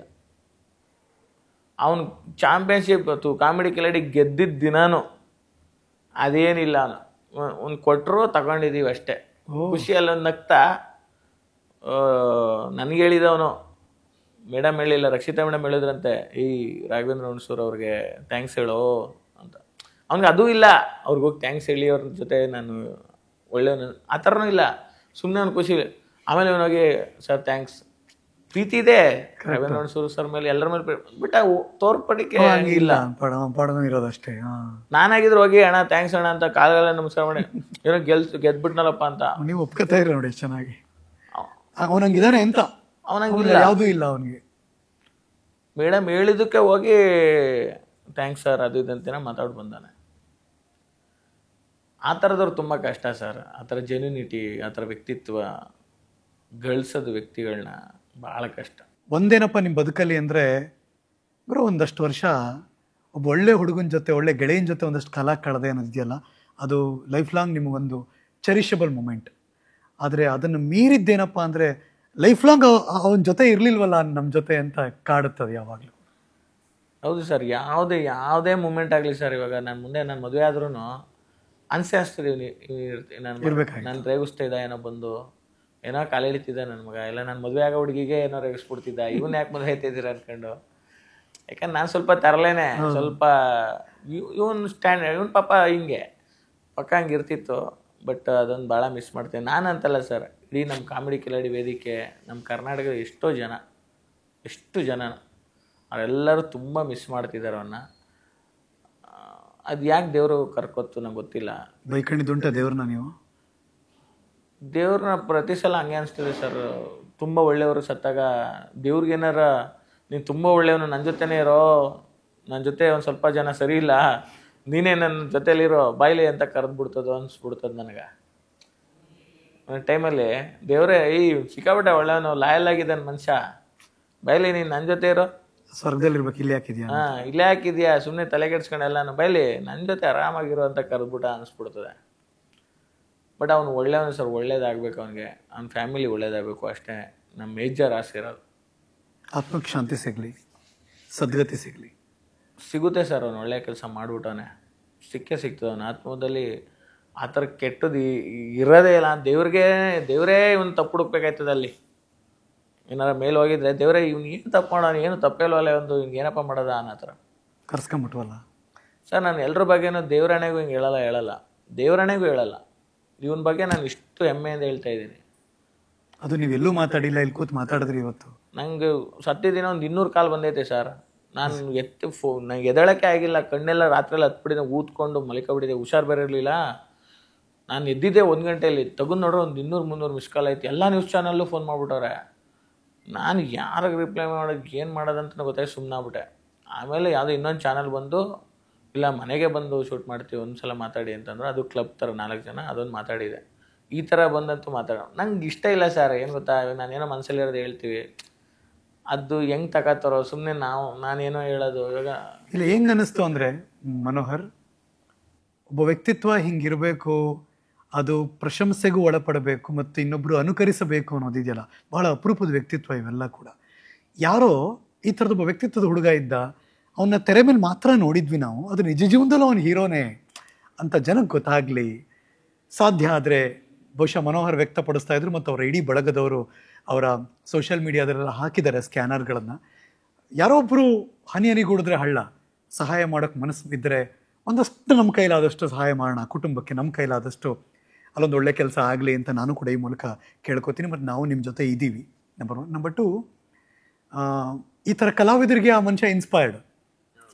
ಅಬ್ದುಲ್ ಕಲಾಂ ಸರ್ ಒಂದು ಮಾತು ಹೇಳ್ತಿರಲ್ಲ ಸರ್, ಹುಟ್ಟು ದರಿದ್ರವಾಗಿದ್ದರೂ ಸಾವು ಚರಿತ್ರೆ ಆಗಿರಬೇಕು ಅಂತ. ಹಂಗೆ ಇದೊಂಥರ ಚರಿತ್ರೆನೇ ಆಗೋಯ್ತು. ಒಂಥರ ಯಾವತ್ತಿದ್ರೂ ಕಾಮಿಡಿ ಶೋ ಎಷ್ಟೇ ಹೋದ್ರೂ ಹಿಂಗೊಬ್ಬ ಇದ್ದ, ಅದೊಂದು ಅನಿಸುತ್ತೆ. Very true. ನನಗೆ ತುಂಬ ಹತ್ತಿರದ ಪರಿಚಯ ಇಲ್ಲ, ಅದರೊಂದು 2-3 ಸರಿ ಪ್ರೋಗ್ರಾಮಲ್ಲಿ ಅಷ್ಟೇ ಮೀಟ್ ಮಾಡಿದ್ದು. ನಂಗೆ ಹೆಂಗೆ ಅನ್ನಿಸ್ಬಿಟ್ಟ ಅಂದರೆ, ನಂಗೆ ತುಂಬ ವರ್ಷ ಗೊತ್ತಾಯವನು ಅನ್ನೋ ಲೆವೆಲ್ಗೆ ಆತನ ಸ್ಮೈಲು, ಟುಕು ಹಿಂಗೆ ಓಡ್ ಬಂದು ನಾನು ಮಾತಾಡ್ಸಿದ್ದು ಐ ಸ್ಟಿಲ್ ರಿಮೆಂಬರ್. ನಮಗೆ ಹೆಂಗೆ ಅನಿಸುತ್ತೆ 2 ಕ್ಷಣ ಅಂದರೆ, ನೀವು ಅವ್ರ ಜೊತೆ ಬದುಕಿರೋರು ವರ್ಷಾನ್ಗಟ್ಲೆ, ನಿಮ್ಗೆ ಎಷ್ಟು ಕಾಡುತ್ತೆ ಅನ್ನೋದನ್ನು ಐ ಕ್ಯಾನ್ ಸೆನ್ಸ್. ಅವ್ರ ಮನೆಯಲ್ಲಿ ಅವರ ತಾಯಿಗೆ, ಅವರ ತಂಗಿಗೆ, ಒಡ ಹುಟ್ಟಿದ ಸಹೋದರಿ, ಜನ್ಮ ಕೊಟ್ಟಂಥ ತಾಯಿಗೆ ಇನ್ನು ಹೆಂಗೆ ಆಗುತ್ತೆ ಅನ್ನೋದನ್ನು ಒಂದು ಕ್ಷಣ ನೆನಸ್ಕೊಂಬಿಟ್ರೆ ಜುಮ್ ಅಂದ್ಬಿಡುತ್ತೆ ಮೈಯೆಲ್ಲ ನಮಗೆ. ದುಡಿತಿದ್ದ ಮಗ ಇಲ್ಲ ಅಂದರೆ ಹೆಂಗೆ ಆಯ್ತದೆ ಸರ್, ಅದು ಕಾಲೇ ಮುರಿದಂಗೆ ಅದು ಲೆಕ್ಕ. ಇವಾಗ ಅವ್ರ ಅಪ್ಪ ಇದ್ದು ಇವ್ನಿಗೆ ಹಿಂಗೆ ಆಗಿದ್ರು, ಅವ್ರ ಮನೆಯವರು ಒಂದು ಸ್ವಲ್ಪ ಸುಧಾರಿಸ್ಕೊತಿದ್ರೇನೋ. ಅವ್ರ ಅಪ್ಪನೂ ಇಲ್ಲ, ಗಂಡು ಇಲ್ದವ್ರ ಮನೆ ಆಗೋಯ್ತಲ್ಲ ಅದು, ಬರೀ ಹೆಣ್ಮಕ್ಳು, ತಾಯಿ, ತಂಗಿ ಎಲ್ಲರೂ ಸಹಾಯ ಮಾಡಿದ್ರೆ ತುಂಬ ಒಳ್ಳೆಯದಾಗುತ್ತೆ. ಅಂದರೆ ಅವನೊಂದು ಆತ್ಮ ಖುಷಿ ಆಗುತ್ತೆ. ಅಂದರೆ ಎಲ್ಲರೂ ಸಹಾಯ ಅಂದರೆ ಏನು ಅನ್ಕೋತಾರೆ ಗೊತ್ತೇ ಸರ್, ಎಲ್ಲ 50,000 ಲಕ್ಷ ಕೊಟ್ಟರೆ ಸಹಾಯ ಅದಲ್ಲ. 10 ರೂಪಾಯಿ ಆಗ್ಲಿ, 10 100 ರೂಪಾಯಿ ರೂಪಾಯಿ ಆಗ್ಲಿ, ಆಗ್ಲಿ, 1000 100 ರೂಪಾಯಿ ಆಗ್ಲಿ ಎಲ್ಲವೂ ಸಹಾಯನೇ. Correct, agri. ಸೊ ನಮ್ಮ ಕಡೆ ಸ್ನೇಹಿತರಿಂದ ನಾವೇನ್ ಮಾಡಬೇಕು ಮಾಡ್ತೀವಿ ಸರ್. ಇಲ್ಲ, ಕನ್ನಡದ ಜನತೆ ಯಾರು ಕಲಾವಿದರನ್ನ ಆರಾಧಿಸ್ತೀವಿ, ಪ್ರೀತಿಸ್ತೀವಿ, ಒಳ್ಳೆ ವ್ಯಕ್ತಿತ್ವ, ಐ ಥಿಂಕ್ ನಾವು ಕೂಡ ಹಿಂದೆ ಬೀಳಲ್ಲ ಅಂತ ಅನ್ಕೊಂಡಿದ್ದೀನಿ. ಈ ಮೂಲಕ ಒಳ್ಳೇದಾಗ್ಲಿ ಆ ಫ್ಯಾಮಿಲಿಗೆ. ಒಂದಷ್ಟು ಬಲವನ್ನ ಈ ಮೂಲಕ ನಾವು ತುಂಬೋಕ್ ಸಾಧ್ಯ ಆದ್ರೆ ನಮಗೂ ಒಂದು ಸಾರ್ಥಕತೆ ಅಂತ. ಮನೋಹರ್, ಇಲ್ಲ ಸರ್, ನೀವು ಇವತ್ತು ಪ್ರೋಗ್ರಾಮ್ ಮಾಡಿದೆ ಖುಷಿ ಆಯಿತು. ಯಾಕಂದರೆ ನಾನು ನಿಮ್ಮ ಪ್ರೋಗ್ರಾಮ್ಗೆ ಅಭಿಮಾನಿ ಹೇಳ್ಬೇಕಂದ್ರೆ. ಬಟ್ ಈ ಥರದಲ್ಲಿ ಮೀಟ್ ನೋಡಿ, ಇದು ನನಗೆ ರಾಖಿ ಕೊಡ್ತಿರೋ ಗಿಫ್ಟೇ ಅನಿಸ್ತದೆ. ಅಯ್ಯೋ ನೋಡಿ, ಇವಾಗ ನಾನು ನಿಮ್ಮ ಹತ್ರ ಯಾವಾಗ ಬರ್ತಿದ್ನೋ ಗೊತ್ತಿಲ್ಲ. ನಾನು ಹೆಸ್ರು ಮಾಡಿ ಇನ್ನೊಂದೇನೋ ನಿಮ್ಮ ಹತ್ರ ಬರೋ ಥರ ಸಿಚುವೇಶನ್ ಆಗುತ್ತೆ. ಅವನು ಅಯ್ಯೋ ನನ್ನ ರೂಮ್ಮೇಟು ನನ್ನ ಮಗ ಅವನು ಏನಾರು ಹೆಸ್ರು ಮಾಡಲಿ, ಎಲ್ಲೋ 4 ಜನ ಕಾಣಿಸ್ಲಿ, ನನ್ನ ಬಗ್ಗೆನೇ ಮಾತಾಡಲಿ ಅಂತ ನಿಮ್ಮ ಹತ್ರ ಕಳಿಸಿದ್ನೋ. ನೀವು ಅದನ್ನು ಹಂಗೆ ಹೇಳ್ತಾ ಇದ್ದೀರಿ. ಗೊತ್ತಿಲ್ಲ ಸರ್, ರಾಕೇಶನೇ ಕಳಿಸಿರ್ಬೋದಲ್ವಾ. ನೀವು ಯಾವತ್ತು ನಾನು ಬರೀ ಟಿವಿಲಿ ಅಷ್ಟೇ ನಿಮ್ಗೆ ನೋಡಿರೋದು, ನಂಗೆ ಗೊತ್ತಿಲ್ಲ. ನಾನು ನಿಮ್ಮ ಟಿವಿಲಿ ಅಷ್ಟೇ ನೋಡಿದ್ದೆ. ನಂಗೆ ನೋಡಿದಾಗ ನಿಮ್ಮ ಮೆಸೇಜ್ನ ಅಯ್ಯೋ ಸರ್ ಮೆಸೇಜ್ ಮಾಡಾರ, ಏನಪ್ಪ ಇದು, ನಂಗೆ ಅದೇ ರಾಕಿನೇ ಇದನ್ನು ಮಾಡ್ತಾವನೆ ಅನಿಸ್ತದೆ, ರಾಕಿನೇ ಎಲ್ಲ ಮಾಡ್ದ ಅನಿಸ್ತೈತೆ. ಯಾಕಂದ್ರೆ ಅವನು ಗೊತ್ತಿರುತ್ತಲ್ವ ನಾನೇನು ಅವನೇನು, ಆ ಸಂಬಂಧಗಳು. ನಾನು ಹತ್ತಿರೋ ದಿನ ಅವನು ಗೊತ್ತಿರ್ತದೆ ಅಲ್ವ, ಹೊರಗಡೆ ನೋಡ್ಬೇಕಾದ್ರೆ ಅಯ್ಯೋ ನನ್ನ ಮಗ ಯಾವತ್ತು ಹೊಳ್ದವ್ರ ನನಗೋಸ್ಕರ ಹೇಳ್ತಾವನಲ್ಲ ಅಂತ ಅನ್ಸಿರ್ತದೆ ಅವನಿಗೆ. ಚೆನ್ನಾಗಿರ್ಲಿ ಸರ್, ಅವನಿಗೆ ಒಳ್ಳೇದಾಗ್ಲಿ. ನಿಮಗೂ ಒಳ್ಳೇದಾಗ್ಲಿ. ಥ್ಯಾಂಕ್ ಯು ಅಣ್ಣ. ನೀವು ಈ ಪ್ರೋಗ್ರಾಮ್ ಮಾಡಿದ ಖುಷಿ ಆಯ್ತಣ್ಣ. ಯಾಕಂದರೆ ಇದರಿಂದ ಆದರೂ ಒಂದಿಷ್ಟು ಜನ ಅವನ ಬಗ್ಗೆ ತಿಳ್ಕೊಬೋದು. ಆಮೇಲೆ ಇನ್ನೊಂದು ಏನಾರು ಹೆಲ್ಪ್ ಆದರೆ ಡೆಫಿನೆಟ್ಲಿ. ಯಾಕಂದರೆ ಅವ್ರ ಮನೆ ನೆನೆ ನೋಡಿದ್ನಲ್ಲ, ಅದು ಬೇರೆನೇ ಇದೆ. ಅದು ಬೇರೆನೇ ಇದೆ. They need help. ಅವ್ರ ಸಹಾಯ ಬೇರೆ ಥರದೆಲ್ಲ ಆಗ್ಬಿಟ್ಟಿದೆ. ಆರ್ಥಿಕವಾಗಿ ಅವ್ರನ್ನ ಸಹಾಯ ಮಾಡುವಷ್ಟು ನಾವು ಮನಸ್ಸು ಮಾಡಬೇಕು ಅಂತ ಮನಸ್ಸು ಮಾಡೋಣ. ಎಷ್ಟಾಗುತ್ತೆ ಅಷ್ಟು. ಆ QR ಕೋಡ್ನ ಅಫ್ಕೋರ್ಸ್ ಸೋಷಿಯಲ್ ಮೀಡಿಯಾದಲ್ಲಿ ಈಗಾಗಲೇ ಇದೆ, ಹಾಗಾಗಿ ಅಕ್ಸೆಸಬಲ್ ಇದ್ದಾರೆ. ಜೊತೆಗೆ ಮನೋಹರ್ ತುಂಬ ಚೆನ್ನಾಗಿ ಹೇಳಿದ್ರು, ಆ QR ಕೋಡ್ ಅಲ್ಲದೆ ಡೈರೆಕ್ಟಾಗಿ ಅವ್ರ ಅಪ್ಪ, ಅವ್ರ ಅಮ್ಮ, ಅವ್ರ ತಂಗಿ ಮನೆ ಗೊತ್ತಿದ್ರೆ ಅಥವಾ ಅವ್ರನ್ನೂ ಕೂಡ ಕಾಂಟ್ಯಾಕ್ಟ್ ಮಾಡ್ಬೋದು. ಮನೋಹರ್ ಸಿಗ್ತಾರೆ, ಯಾರನ್ನೇ ಕಾಂಟ್ಯಾಕ್ಟ್ ಮಾಡಿದ್ರು ಕೊಡ್ತಾರೆ ಅವರು. ಆ್ಯಂಡ್ ಆ ಕೆಲಸ ಮಾಡೋಣ ನಾವೆಲ್ಲರೂ ಕೂಡ ಅಂತ ನಾನು ರಿಕ್ವೆಸ್ಟ್ ಮಾಡ್ಕೋತಾ ಇದ್ದೀನಿ. ಆ್ಯಂಡ್ ಥ್ಯಾಂಕ್ ಯು ಮನೋಹರ್, ನಮ್ಮ ಶೋ ಬಂದಿದ್ದಕ್ಕೆ. ಇಲ್ಲಿಗೆ ಎಪಿಸೋಡ್ ಮುಗಿಸ್ತೀನಿ. ಬದುಕಲ್ಲಿ ನಾವು ಒಂದಷ್ಟು ಒಳ್ಳೆ ಕೆಲಸ ಮಾಡೋಣ. ಈ ಮೂಲಕ ಯಾರಿಗೂ ಸಹಾಯ ಆಗೋದಾದರೆ, ಒಂದು ಚಿಕ್ಕ ಸಹಾಯ ಆಗೋದಾದರೆ ಅದನ್ನು ನಾವು ನೀವು ಎಲ್ಲರೂ ಕೂಡ ಮಾಡೋಣ ಅಂತ ಹೇಳ್ತಾ ಈ ಶೋ ಇಲ್ಲಿಗೆ ಮುಗಿಸ್ತಾ ಇದ್ದೀನಿ. ಮತ್ತೆ ಸಿಗ್ತೀನಿ ಮುಂದಿನ ಎಪಿಸೋಡಲ್ಲಿ. ನಮಸ್ಕಾರ.